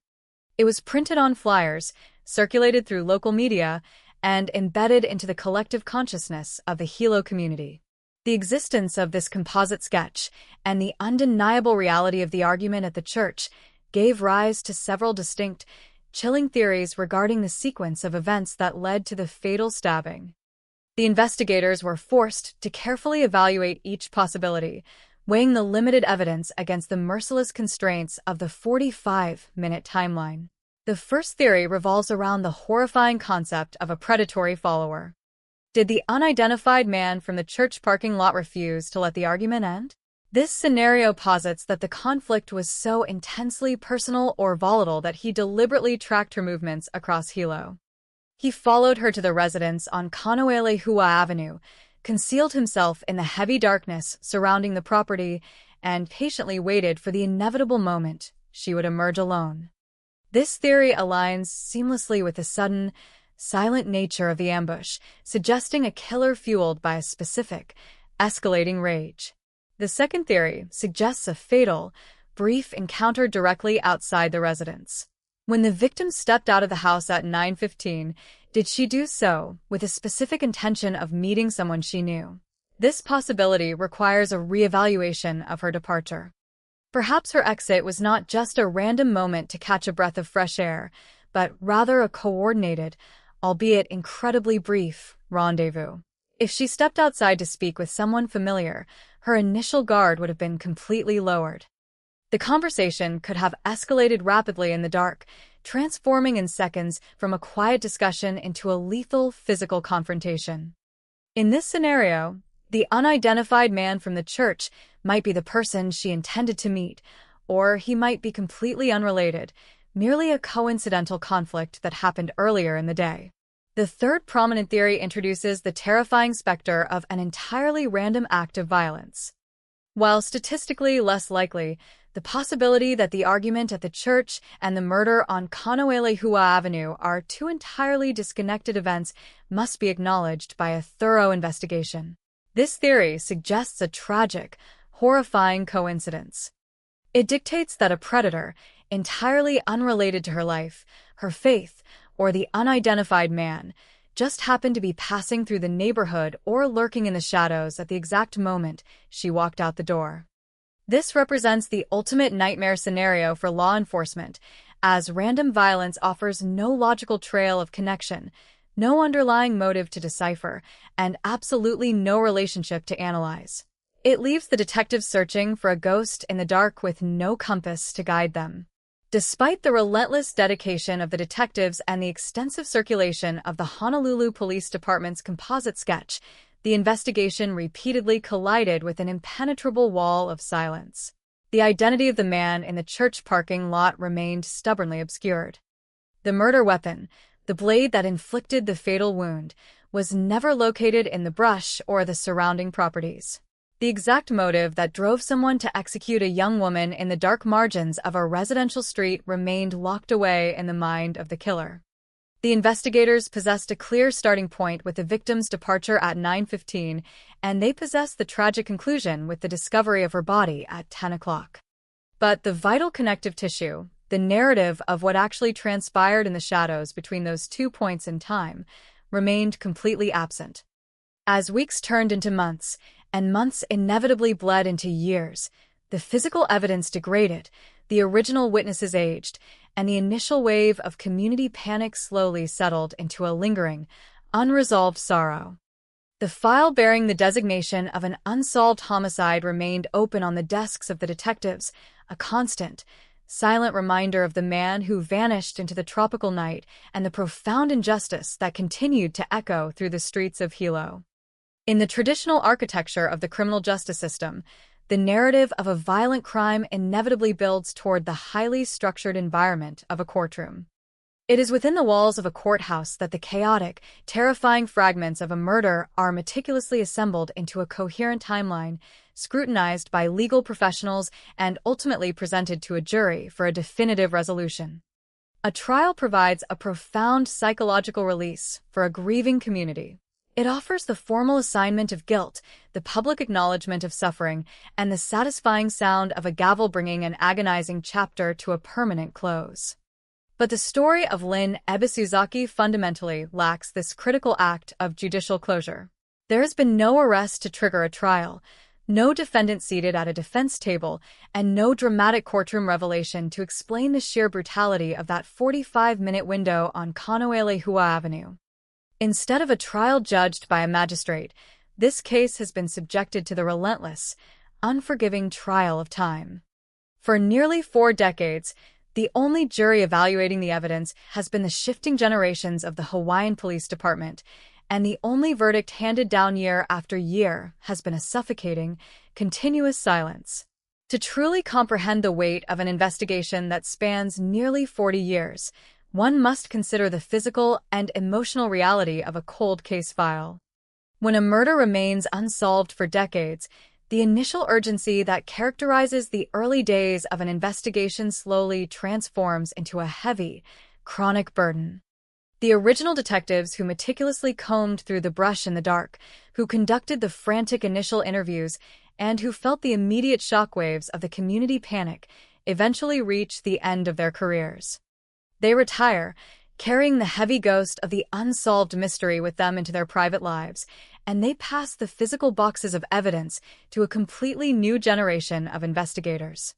These incoming officers inherit a landscape of faded ink, degrading physical evidence, and witness testimonies that have been subjected to the eroding forces of human memory. The town of Hilo itself inevitably changes around the case. Buildings are constructed, neighborhoods evolve, and the cultural fabric of the island shifts, yet the tragic, bloody mathematics of May 1st, 1987, remain absolutely frozen in amber, demanding a resolution that continually slips just beyond the grasp of modern law enforcement. Anniversaries are exceptionally cruel milestones in the realm of unsolved homicides. They serve as painful, calendar-mandated reminders of justice denied and time lost. In the year 2017, marking exactly 30 years since the fatal night, the authorities made a calculated decision to thrust the narrative back into the public consciousness. Law enforcement agencies frequently utilize major anniversaries as strategic leverage, hoping that the sheer weight of 3 decades might finally shatter the resolve of whoever is harboring the truth. The police issued a comprehensive public reminder, explicitly laying out the unchangeable facts of the tragedy for a community that might have forgotten and for a younger generation that might never have known. They reiterated that Lynn was merely 26 years old, that she was violently stabbed to death, that she walked out of her residence at 9:15 in the evening, and that her body was discovered shortly after a frantic neighborhood search. This deliberate recitation of facts was not merely an act of memorialization. It was an investigative tactic designed to shake the metaphorical trees, operating on the psychological premise that shifting loyalties, a guilty conscience, or the changing circumstances of a witness might finally yield the one critical piece of information required to close the file. However, the 30-year anniversary appeal came and went without delivering the definitive breakthrough the department desperately sought. It seemed as though the case was destined to remain permanently submerged in the archives, a tragic historical footnote in the records of the Big Island. But the defining characteristic of a truly resilient investigation is the refusal to accept defeat, even when confronted by the seemingly insurmountable barrier of extreme time. In the year 2024, an astonishing and almost unprecedented development occurred. 37 years after the victim took her final steps into the humid evening air, the Hawaiian Police Department announced that they had received entirely new information from witnesses regarding the case. In the incredibly static world of cold case investigations, receiving new, actionable intelligence nearly 4 decades after the fact is nothing short of extraordinary. This new information was not a random tip regarding a license plate or a vague rumor about a discarded weapon. It was specifically centered on the most critical, unresolved element of the entire narrative, the unidentified man observed arguing with the victim in the parking lot of the church prior to her murder. The acquisition of this new intelligence forced the investigators to reevaluate their most potent public tool. Utilizing the fresh details provided by these witness accounts, the police department authorized the creation and release of an updated composite sketch of the unknown man. The decision to update a forensic sketch 37 years later speaks volumes about the fascinating and complex nature of human memory and trauma. It suggests that someone, somewhere, held onto a specific visual detail for almost their entire adult life before finally feeling compelled, or safe enough, to share it with the authorities. Perhaps a witness experienced a sudden moment of clarity, or perhaps the changing dynamics of their own life allowed them to finally step forward without fear of retaliation. Whatever the underlying catalyst, the result was a revitalized image of the phantom figure, thrusting his face back into the modern spotlight and proving unequivocally that the police were still actively hunting him. This renewed momentum carried the investigation directly into the present era.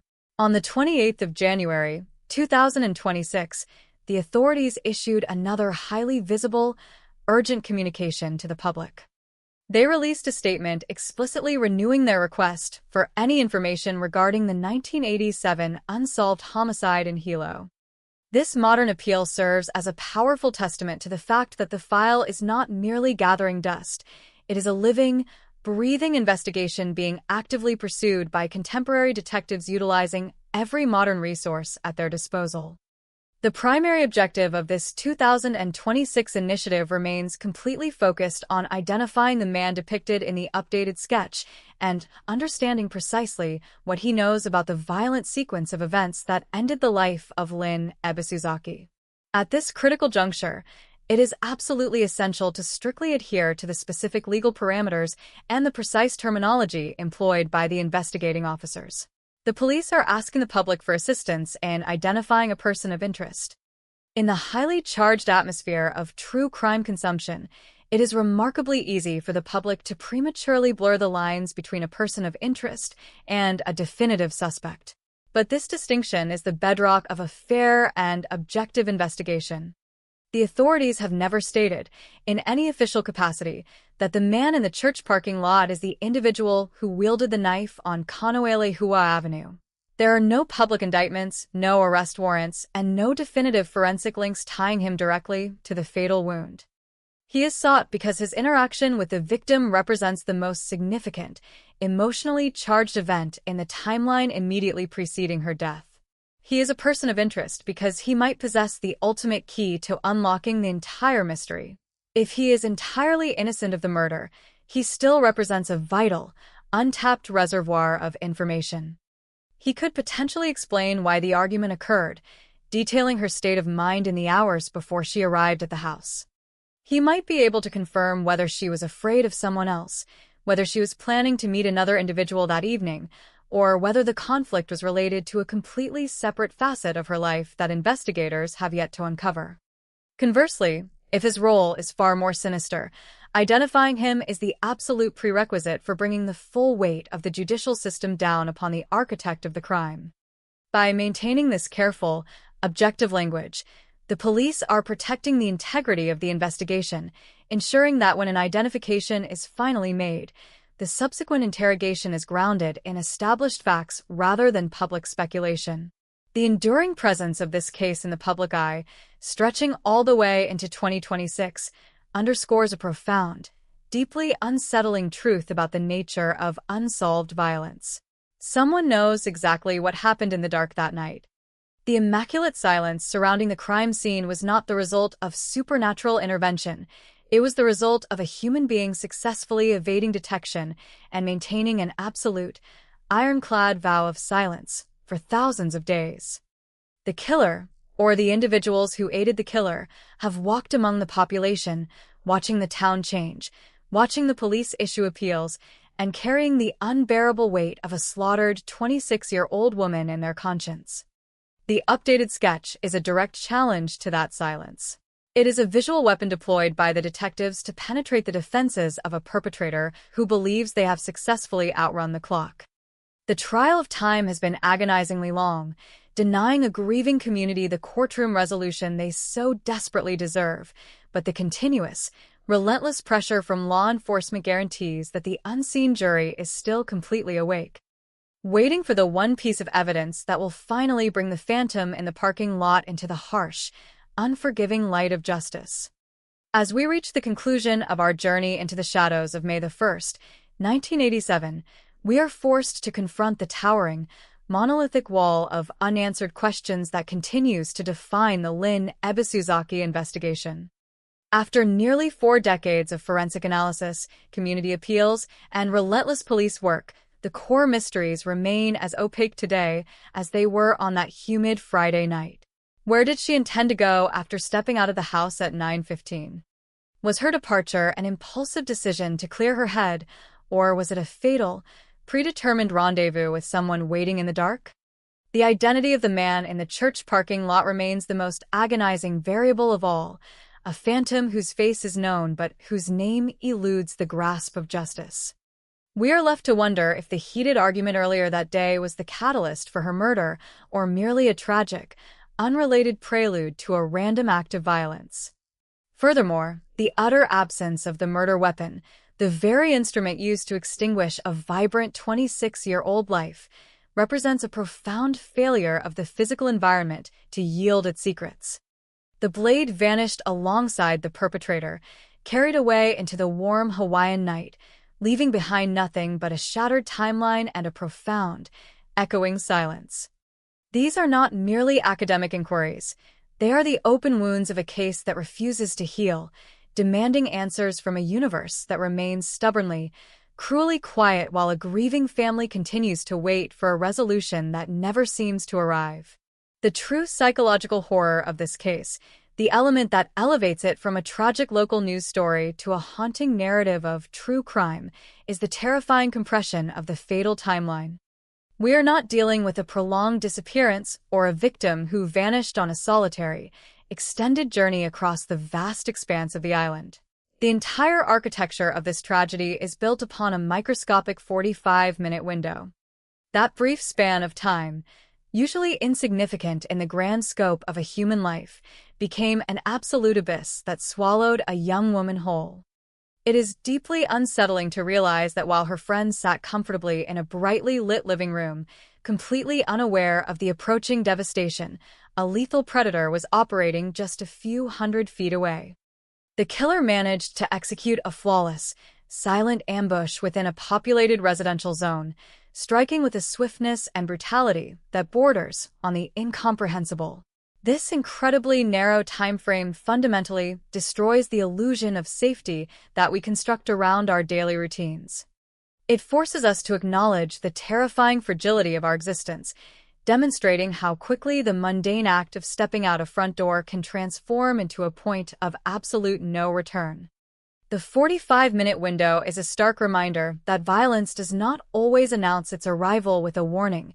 Sometimes, it simply waits in the immediate darkness, striking with a silent, terrifying efficiency before vanishing back into the void. The ripple effects of that silent ambush extended far beyond the immediate crime scene on Kaneohe Avenue, leaving an indelible, traumatic scar on the entire Hilo community. Hilo is a place fundamentally defined by its interconnectedness, a town where the protective embrace of neighbors is supposed to serve as a reliable bulwark against the darker elements of the outside world. But when a member of the community, a young woman known for her steady job at Miko Meats and her devout attendance at the Kinool Baptist Church, is slaughtered mere steps from a gathering of friends, that protective embrace is violently and permanently shattered. The realization that a murderer walked freely away from that residential street, carrying the blood of a local daughter, bred an atmosphere of deep, lingering paranoia beneath the tropical canopy. For decades, the residents of Hilo have been forced to look at the faces in their community with a quiet, unspoken suspicion. Is the man standing behind them in line at the grocery store the phantom from the church parking lot? Does the person living down the street harbor the dark secret of what actually happened during those missing 45 minutes? The unsolved nature of the crime means that the community was never granted the psychological release of a judicial resolution. Instead, they were forced to absorb the trauma, carrying the heavy burden of Lynn's memory while simultaneously navigating a world where a brutal killer essentially committed the perfect crime and walked away completely unpunished. We must also consider the profound psychological reality of the individual who successfully escaped justice on that May evening. For almost 39 years, this person has lived with the absolute knowledge of what transpired in the brush. If the man depicted in the composite sketch is indeed the perpetrator, he has spent decades navigating the world while his rendering periodically surfaces in newspapers, on television screens, and in urgent police appeals. He has watched the island change, watched the passing of the original investigators, and watched the unrelenting march of time, all while carrying a secret that would utterly destroy his life if it were ever fully uncovered. The ability to compartmentalize such a horrific act of violence, to wake up every morning and participate in society while knowing you ended the life of Lynn Ebisuzaki, speaks to a chilling level of psychological detachment. It is a terrifying testament to the capacity of human beings to hide their darkest deeds behind a carefully constructed facade of everyday normalcy. Conversely, if the man in the sketch is entirely innocent of the murder, his enduring silence is equally perplexing and deeply frustrating. Why would someone who argued with a young woman on the exact day she was brutally killed refuse to come forward and clear their name? His continued anonymity, whether rooted in guilt, fear, or a profound sense of self-preservation, remains the single greatest obstacle preventing the Hawaiian Police Department from finally illuminating the dark corners of this decades-old mystery. Despite the immense passage of time and the agonizing lack of a physical courtroom resolution, the enduring legacy of this case is also defined by the relentless, unyielding dedication of modern law enforcement. The designation of a cold case does not imply a forgotten case. The contemporary investigators of the Hawaii Police Department have repeatedly demonstrated that they view the passage of nearly 4 decades not as a reason to surrender, but as a mandate to utilize new investigative strategies and apply renewed public pressure.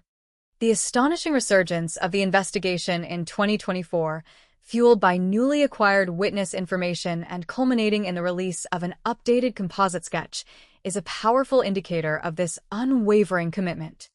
The subsequent appeal issued in late January of 2026 reinforces the absolute reality that the police are still actively and aggressively hunting for the truth.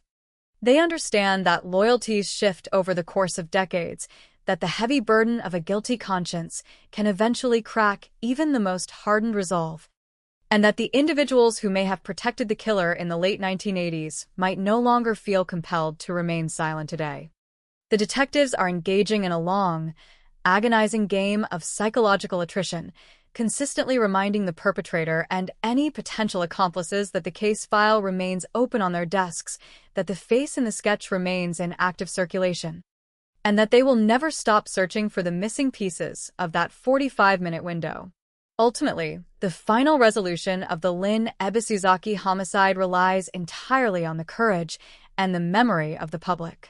The police have exhausted the physical evidence recovered from the crime scene, and their most potent remaining tool is the collective consciousness of the community. The authorities are issuing a direct, urgent plea to anyone who lived in Hilo in 1987, or anyone who might have heard whispers of the truth in the long, intervening decades. They are asking you to look closely at the face in the composite sketch, to deeply search your memory for a man who might have been connected to the Kinool Baptist Church, or someone whose behavior radically and inexplicably changed in the spring of that year. If you possess any fragment of information, no matter how seemingly insignificant it may appear to you, you are strongly urged to contact the detectives at the Area I Criminal Investigation Section. For those who harbor fear regarding their own safety or potential involvement, the system provides a protective, anonymous shield. You can submit your vital intelligence without revealing your identity through Crime Stoppers. The tragedy of Lynn Ebisuzaki is a dark narrative of a promising life stolen in a horrifyingly brief moment, but the final chapter of this story does not have to remain permanently unwritten. By stepping forward, by finally breaking the immaculate silence that has protected a killer for almost 40 years, we can ensure that the ghost of the man in the parking lot is finally unmasked. bringing long overdue justice to a young woman whose only mistake was stepping outside her door into the Hawaiian night. The human mind is fundamentally wired to seek narrative completion. We are storytelling creatures by nature, and we inherently demand a beginning, a middle, and a definitive end to the events that profoundly shape our lives and our communities. When a horrific act of violence occurs, the subsequent investigation, the eventual arrest, and the highly structured environment of a trial serve as the necessary chapters that guide a traumatized society toward the final page of a dark story. This judicial process, often inaccurately labeled as closure, does not erase the grief or reverse the tragedy, but it provides a crucial cognitive resting place. It allows the community to categorize the trauma, to lock the perpetrator away both physically and psychologically, and to slowly begin the arduous process of moving forward. But an unsolved cold case like the murder of Lynn Ebisuzaki completely denies this fundamental human need. It is a violent narrative abruptly severed in the middle of a sentence, leaving a gaping, jagged wound in the collective psyche of Hilo. For nearly 4 decades, the people connected to this tragedy have been trapped in a state of suspended animation, perpetually circling that 45-minute window of missing time on Kaneohe-Hua Avenue. The lack of a resolution breeds a specific type of chronic, low-grade anxiety that silently permeates the environment. It transforms the natural grieving process into an agonizing state of limbo, where the victim is forever frozen in the terrifying moments of her death, and the unseen killer is inadvertently granted an artificial, agonizing immortality. The community is forced to carry the immense weight of an unfinished history, constantly wondering if the final chapter will ever be written or if the story will simply fade into the absolute, unforgiving silence of the past. Despite the suffocating weight of this unresolved history, the landscape of criminal investigation does not remain completely static. The investigative tools available to the Hawaiian Police Department in the late 1980s were fundamentally limited by the scientific realities and technological constraints of that era. Fingerprints, basic blood typing, and rudimentary trace evidence were the primary pillars of forensic analysis, and if those physical elements were absent, washed away, or degraded by the humid tropical environment, detectives were forced to rely almost entirely on witness testimonies and circumstantial deductions. However, the decades that have passed since Lynn Ebisuzaki took her final breath have witnessed an absolutely unprecedented revolution in forensic technology. The advent of advanced genetic genealogy, the remarkable ability to extract microscopic fragments of touch DNA from decades-old evidence, and the sophisticated digital enhancement of witness memory have radically altered the mathematics of cold case investigations. While law enforcement has not publicly detailed the specific physical evidence preserved from the crime scene, the mere existence of these modern scientific capabilities completely changes the psychological dynamic of the hunt. A perpetrator who committed a seemingly flawless crime in 1987 by the standards of that era might have unknowingly left behind microscopic biological signatures that only today's technology can detect. The cold case unit operates on this very premise of scientific patience, continuously revisiting the evidence lockers, waiting for the precise moment when the forward march of science finally intersects with the stagnant details of the past. This technological evolution acts as an invisible, constantly tightening net, ensuring that the passage of time is no longer an absolute guarantee of safety for those who harbor dark, violent secrets. At the very center of this enduring technological and investigative effort remains the haunting, two-dimensional face of the unidentified man from the Kinoole Street Church parking lot. The updated composite sketch released by the authorities in 2024 is far more than just a procedural investigative tool. It is a profound psychological weapon deliberately deployed against the silence. When we look at that sketch, we are forced to deeply confront the chilling duality of his existence on the island. If this unknown man is indeed the individual who held the knife that night, his life over the past 40 years has been a terrifying masterclass in deception. He has had to construct a flawless facade of everyday normalcy, perhaps raising a family, maintaining steady employment, and participating in the daily rhythms of the community, all while harboring a darkness that would entirely obliterate his world if discovered. Every time the police reissue their public plea, every time his composite face flashes across a local news broadcast or a social media feed, he must experience a terrifying, silent freefall, wondering if this is the exact day the walls finally collapse around him. But we must equally weigh the profound tragedy of the alternative scenario. If this man is entirely innocent of the murder, if his heated argument with Lynn was merely a bitter, unrelated conflict that tragically and coincidentally aligned with her final day, then he represents the most catastrophic missed opportunity in the entire investigation. His continued silence, perhaps born out of a desperate, paralyzing fear of being wrongfully accused, has inadvertently paralyzed the pursuit of the actual killer. By remaining hidden in the shadows, he has become the unwitting shield protecting a murderer, turning himself into a permanent phantom who haunts the edges of the narrative, holding the most vital, clarifying pieces of the puzzle hostage in the dark. Consider, for a moment, the unimaginable emotional landscape navigated by the surviving family and loved ones of Lynn Ebisuzaki.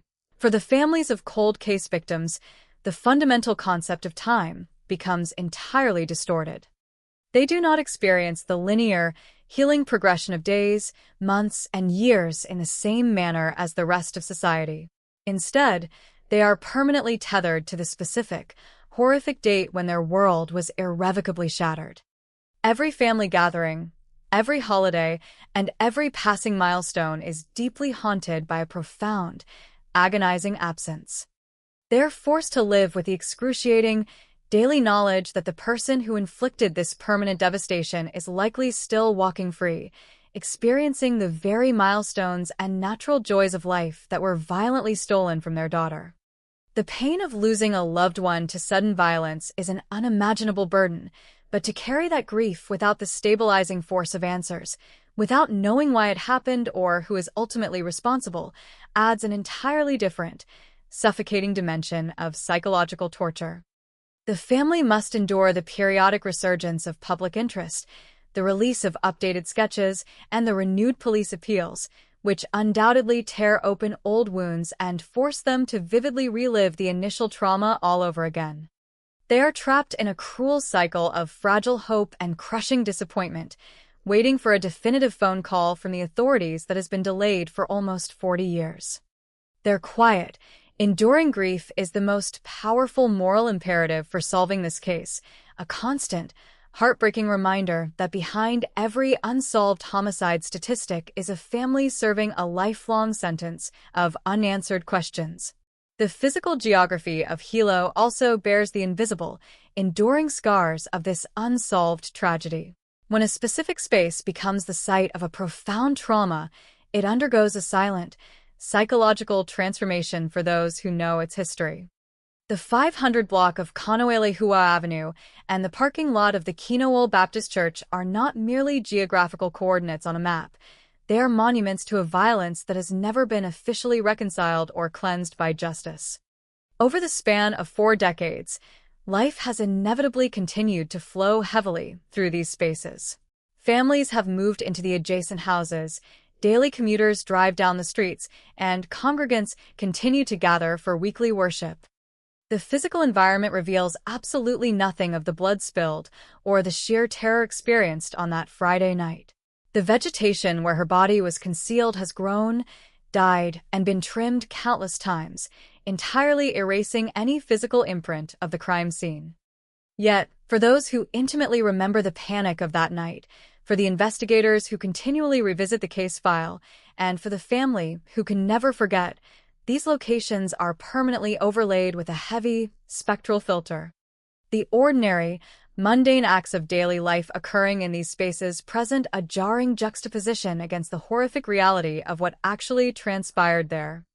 It is a stark, unsettling reminder that extreme violence does not always require a sinister, isolated backdrop. It can easily and suddenly erupt in the most ordinary, familiar spaces of our lives. forever altering the emotional topography of a community and leaving behind a geographical ghost that simply refuses to be exorcised until the absolute truth is finally brought into the harsh light of day. Ultimately, the enduring story of Lynn Ebisuzaki is a profound, demanding test of a community's endurance and its unwavering commitment to seeking justice for the fallen. The Hawaiian Police Department's repeated, urgent appeals, stretching all the way into the early months of 2026, serve as a definitive, official statement that this victim will not be quietly abandoned to the dusty archives. The investigation is a living, breathing entity that adamantly refuses to concede defeat to the mere passage of time. But the police, regardless of their dedication and technological advancements, cannot cross the final investigative threshold entirely alone.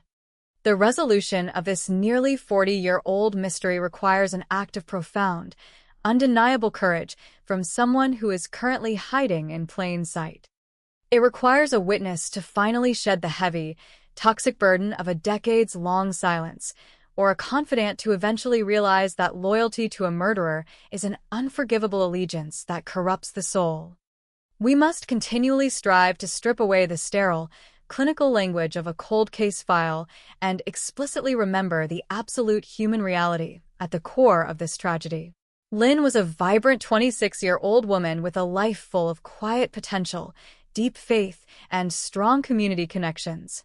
She was a daughter, a dedicated friend, and a reliable colleague whose entire future was violently stolen in a terrifyingly brief 45-minute window of opportunity. Her memory demands far more than just a lingering question mark. It demands the definitive, unvarnished truth. The phantom in the church parking lot must finally be named. The dark, hidden sequence of events on Kaneo'elehua Avenue must be fully illuminated, and the person responsible must finally face the profound, inescapable consequences of their actions. Until that monumental day arrives, the story remains agonizingly open, a continuous, haunting plea echoing through the humid air of the Big Island, waiting patiently for the single, brave voice that will finally provide the ending Lynn Ebisuzaki so deeply and rightfully deserves. The island of Hawaii is a landscape defined by its immense, almost incomprehensible geological age, a place where the slow, relentless forces of nature continuously shape and reshape the earth beneath our feet. Volcanoes build new land masses inch by patient inch, while the relentless ocean endlessly grinds volcanic rock back into fine, dark sand. In such a vast and ancient environment, human history can sometimes feel painfully brief and entirely fragile. Yet, within the quiet, residential streets of Hilo, a distinctly human trauma has managed to defy this natural cycle of erasure and renewal. The unsolved murder of 26-year-old Lynn Ebisuzaki is not a physical monument etched into the basalt, but it has become an immovable psychological landmark within the community. For nearly 40 years, the narrative of her sudden, violent death has resisted the eroding tides of time, refusing to be washed away into the ocean of forgotten local tragedies. This stubborn endurance is a testament to the profound, unnatural disruption that a senseless murder inflicts upon the social fabric of a tight-knit town. When a life is taken so brutally and with such terrifying swiftness, it creates a gravitational anomaly in the collective memory, a dark star that continuously pulls the community's attention back to that fateful 45-minute window on the 1st of May, 1987. The persistence of this memory is not born of a morbid fascination with violence, but rather from a deep, fundamental human necessity to restore order to a world that was inexplicably thrown into terrifying chaos. The natural beauty of Hilo, with its lush rainforests and cascading waterfalls, stands in perpetual, jarring contrast to the ugly, unresolved brutality of what happened in the dark brush along Kaneo'elehua Avenue, demanding a reconciliation that the universe has yet to provide. A reconciliation that only the relentless pursuit of human justice can ultimately deliver. This demanding pursuit of reconciliation falls most heavily upon the shoulders of the law enforcement officers tasked with unraveling a mystery that has actively resisted comprehension for 4 decades. The investigators who originally responded to the scene, who walked through the humid night air with flashlights and secured the perimeter around the unthinkable, have long since retired from active duty. They surrendered their badges and their official authority, but they inevitably carried the heavy, unresolved ghost of this investigation with them into their private lives. The case file, once a collection of fresh, urgent reports, became a historical artifact passed down to an entirely new generation of detectives. These modern investigators inherited a daunting legacy, stepping into a narrative where the trail had grown incredibly cold and the physical evidence had been subjected to the merciless decay of time. Yet, their commitment to the pursuit of justice remains absolute and entirely unbroken. They approach the decades-old paperwork not with the detached curiosity of historians, but with the fierce, focused urgency of modern detectives armed with evolving forensic technologies and a renewed mandate from the community. The fact that the Hawaii Police Department continues to aggressively advocate for this case, issuing updated appeals well into the year 2026, is a profound testament to their institutional memory and their unwavering moral compass. They refuse to allow a killer to rely on the passage of time as a shield, continuously applying pressure and reminding the unseen perpetrator that the investigative machinery is still incredibly active. Their persistence guarantees that the dark, silent corners of this case are never truly abandoned, maintaining a constant, vigilant watch over a mystery that still desperately needs to be solved, ensuring her name is never forgotten. The central axis upon which this entire, relentless investigation turns remains the haunting visage of the unidentified man seen in the church parking lot, a figure whose face has been frozen in a composite sketch while his true identity remains agonizingly out of reach. This sketch is the most potent, visible symbol of the entire mystery, a two-dimensional rendering that represents the only tangible link between Lynn's ordinary life and her sudden, violent end. The continued circulation of this image forces us to grapple with the terrifying, dual nature of his potential reality. If this man is the architect of the murder, he has successfully executed a horrifying illusion, living among the population of the island while masking a capacity for sudden, lethal violence. He has watched the decades unfold, perhaps walking the very streets where the police appeals are posted, carrying the absolute knowledge of what transpired in those missing 45 minutes. The psychological fortitude required to maintain such a monstrous secret, to live a life built entirely upon a foundation of unseen blood, is deeply disturbing to contemplate.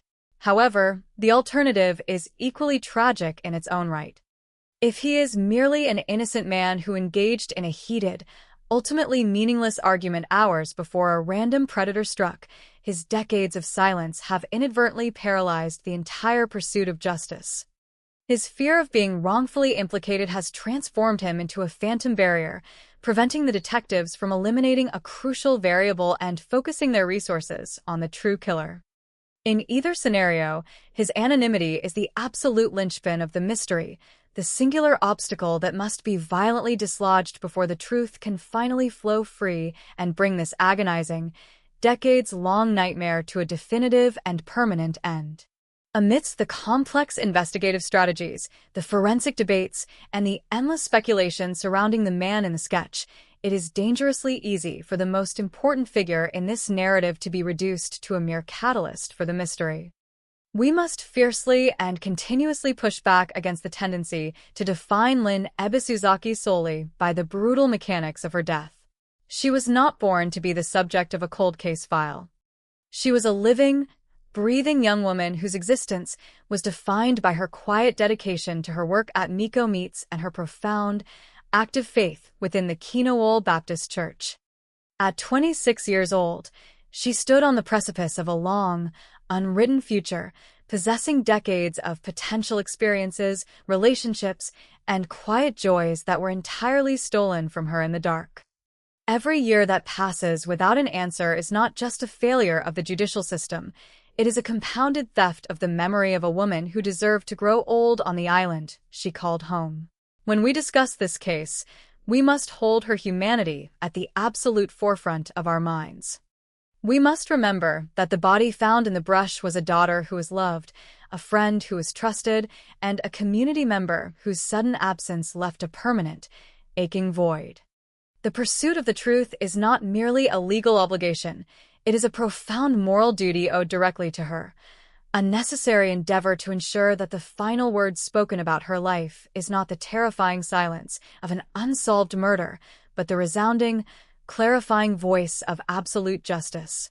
As the calendar advances deeper into the modern era, the resolution of this tragic narrative rests entirely upon a foundation of collective courage. The police have pushed the boundaries of their investigations. They have utilized every available resource to update the composite sketch, and they have repeatedly pleaded with the public for assistance. But law enforcement cannot unilaterally manufacture the truth out of thin air. They require the essential, brave participation of the community to finally shatter the silence. The renewed appeal in the year 2026 is a stark reminder that somebody, somewhere, possesses the missing piece of this agonizing puzzle. It might be a suppressed memory of a neighbor whose behavior radically changed in May of 1987. It might be a whispered confession overheard decades ago that was previously dismissed as mere rumor. Or it might be the sudden, overwhelming realization by a witness that they can no longer carry the toxic burden of protecting a killer. The authorities are waiting for that single, courageous voice to finally emerge from the shadows. By coming forward, by contacting the Area I Criminal Investigation Section, or utilizing the anonymous shield of Crime Stoppers, a single individual has the unprecedented power to end nearly 40 years of agonizing uncertainty.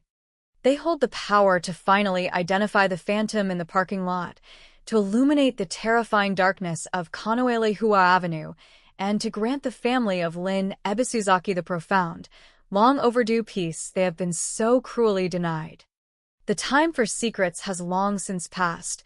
The time for the absolute, unvarnished truth is right now, today, before another year is lost. The fundamental architecture of human memory is designed to protect us from the unbearable weight of perpetual grief. Over the natural course of a lifetime, the sharp, jagged edges of a traumatic loss are slowly smoothed down by the relentless passage of years, transforming acute agony into a dull, manageable ache. We learn to categorize our sorrows, placing them into the closed chapters of our personal histories, allowing us to move forward and continue the essential business of living. However, this natural psychological healing process is entirely dependent upon the presence of a conclusion. We require the finality of answers to successfully close the book on a tragedy. When a violent crime remains unsolved, when the identity of the perpetrator is shielded by an impenetrable wall of silence, this natural healing mechanism is catastrophically short-circuited. The murder of Lynn Ebisuzaki represents the ultimate manifestation of this psychological paralysis. For the community of Hilo, and most acutely for the family who loved her, the grieving process has been forcibly suspended in a state of eternal, agonizing uncertainty. The lack of a resolution ensures that the wound inflicted on the 1st of May, 1987, can never truly heal. Instead, it remains exposed, vulnerable to the painful friction of every passing anniversary, every renewed police appeal, and every quiet moment of reflection when the mind inevitably wanders back to that dark, 45-minute window. The unsolved nature of the crime transforms grief from a natural progression into a chronic, inescapable condition, binding the survivors to the very moment of their greatest devastation. This chronic condition of unresolved trauma profoundly alters the relationship between a community and its own physical geography. The town of Hilo is characterized by its breathtaking natural environment, a place where the vibrant energy of the tropics continuously asserts itself over the landscape. Yet, beneath this verdant surface, the unresolved murder acts as a permanent, invisible stain on the topography of the island. The specific locations associated with Lynn's final hours are no longer merely coordinates on a map. They are deeply haunted spaces that carry the heavy, unspoken history of that Friday night. The parking lot of the Kaneohe Baptist Church, a space designed for community fellowship and spiritual refuge, is forever tainted by the memory of the heated argument that may have sealed a young woman's fate. The 500 block of Kaneohua Avenue, an ordinary residential street where families sleep and children play, conceals the terrifying reality that a brutal, silent ambush was successfully executed within its shadows. These locations serve as silent, unyielding witnesses to a truth that has yet to be spoken. As new generations walk these streets, completely unaware of the blood that was spilled in the brush almost 40 years ago, the older residents carry the heavy burden of remembering. They drive past these intersections and are instantly transported back to the frantic neighborhood search, the flashing lights of the police cruisers, and the sickening realization that a monster had successfully slipped through the cracks of their quiet island sanctuary. The physical environment remains utterly indifferent to the tragedy, but for the human beings who understand the history, the geography of Hilo is permanently mapped with the scars of a violence that has never been brought to justice. The sheer longevity of this investigation forces us to confront the terrifying psychological endurance of the individual responsible for this act of violence. To commit a murder is to cross an absolute moral boundary, but to successfully conceal that murder for nearly 4 decades requires a level of calculated deception that is deeply chilling to comprehend. If the unidentified man depicted in the police composite sketch is the killer, he has spent his entire adult life performing an incredibly high-stakes illusion. He has had to construct and maintain a facade of absolute normalcy, interacting with neighbors, colleagues, and perhaps even law enforcement, all while harboring a darkness that would instantaneously obliterate his existence if it were ever brought into the light. The psychological toll of carrying such a monumental secret must be immense.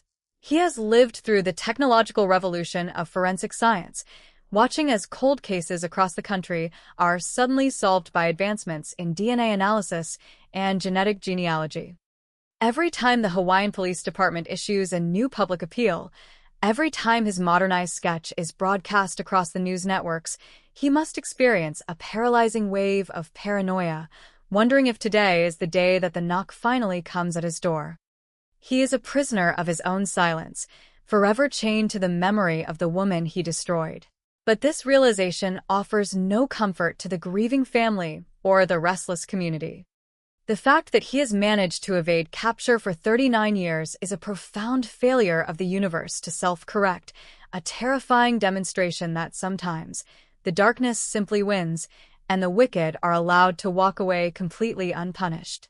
This agonizing lack of cosmic justice makes it absolutely imperative that we actively resist the tendency to let the victim fade into the background of her own narrative.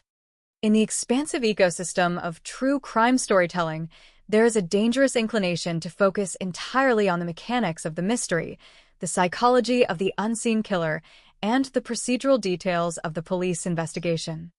The victim can easily be reduced to a mere plot device, a necessary component to set the machinery of the story in motion. We must intentionally and fiercely push back against this erasure. Lynn Ebisuzaki was not merely the subject of an unsolved homicide file. She was a vibrant, deeply loved 26-year-old woman whose life held immense value and boundless potential. Her days were filled with the steady rhythm of her work at Miko Meets, the spiritual fulfillment of her involvement at the Kinool Baptist Church, and the quiet, everyday moments of joy shared with her friends and family. She had dreams, ambitions, and a future that was entirely her own. All of that was violently stolen from her in an incomprehensibly brief 45-minute window of opportunity. When we demand answers, we are not simply trying to solve a puzzle. We are fighting to restore the dignity of a life that was brutally interrupted. We must remember her not just as a body discovered in the brush, but as a person who deserved to live, to grow old, and to experience the fullness of the life she was building on the island of Hawaii. The true tragedy is not just how she died, but all the decades of living that she was so cruelly denied. As we stand in the present day, facing the realities of an investigation that has stretched into its 4th decade, we must acknowledge that the resolution of this case will not come from a sudden, dramatic confession or a miraculous discovery by law enforcement working in isolation. The detectives of the Area I Criminal Investigation Section have exhausted the physical evidence and the initial witness testimonies. They have utilized every modern tool at their disposal, including the creation of the updated composite sketch, to keep the investigation alive. But their efforts can only take the pursuit of justice so far. The final, critical leap requires the active, courageous participation of the public. The continued silence surrounding the events of May 1st, 1987, is no longer just a symptom of the killer's deception. It is a collective failure of those who hold the missing pieces of the truth. There are individuals walking the earth today who know the identity of the man in the church parking lot. There are people who understand the context of that heated argument, who know where Lynn intended to go that evening, and who may even know exactly what transpired in the dark brush on Kaneo'elehua Avenue. The passage of nearly 40 years does not diminish the moral obligation to step forward. It amplifies it. The loyalties that may have prevented a witness from speaking out in the late 1980s should have long since crumbled beneath the weight of this enduring tragedy. The ultimate responsibility now rests with anyone who possesses even a fragment of knowledge regarding this unsolved mystery. The Hawaiian Police Department's renewed appeals are not merely bureaucratic exercises. They are desperate pleas for a community to finally heal itself by exposing the rot hidden within its history.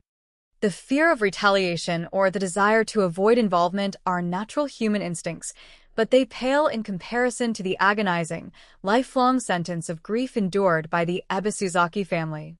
The system has provided avenues for absolute anonymity through Crime Stoppers, ensuring that those who wish to speak the truth can do so without fear of personal consequence. The time for maintaining secrets has expired. The phantom in the sketch has been allowed to hide in the shadows for far too long, protected by an immaculate silence that has severely compounded the original tragedy. It is time for that silence to be permanently broken. It is time for the final pieces of the timeline to be locked into place, illuminating the dark void of those missing 45 minutes.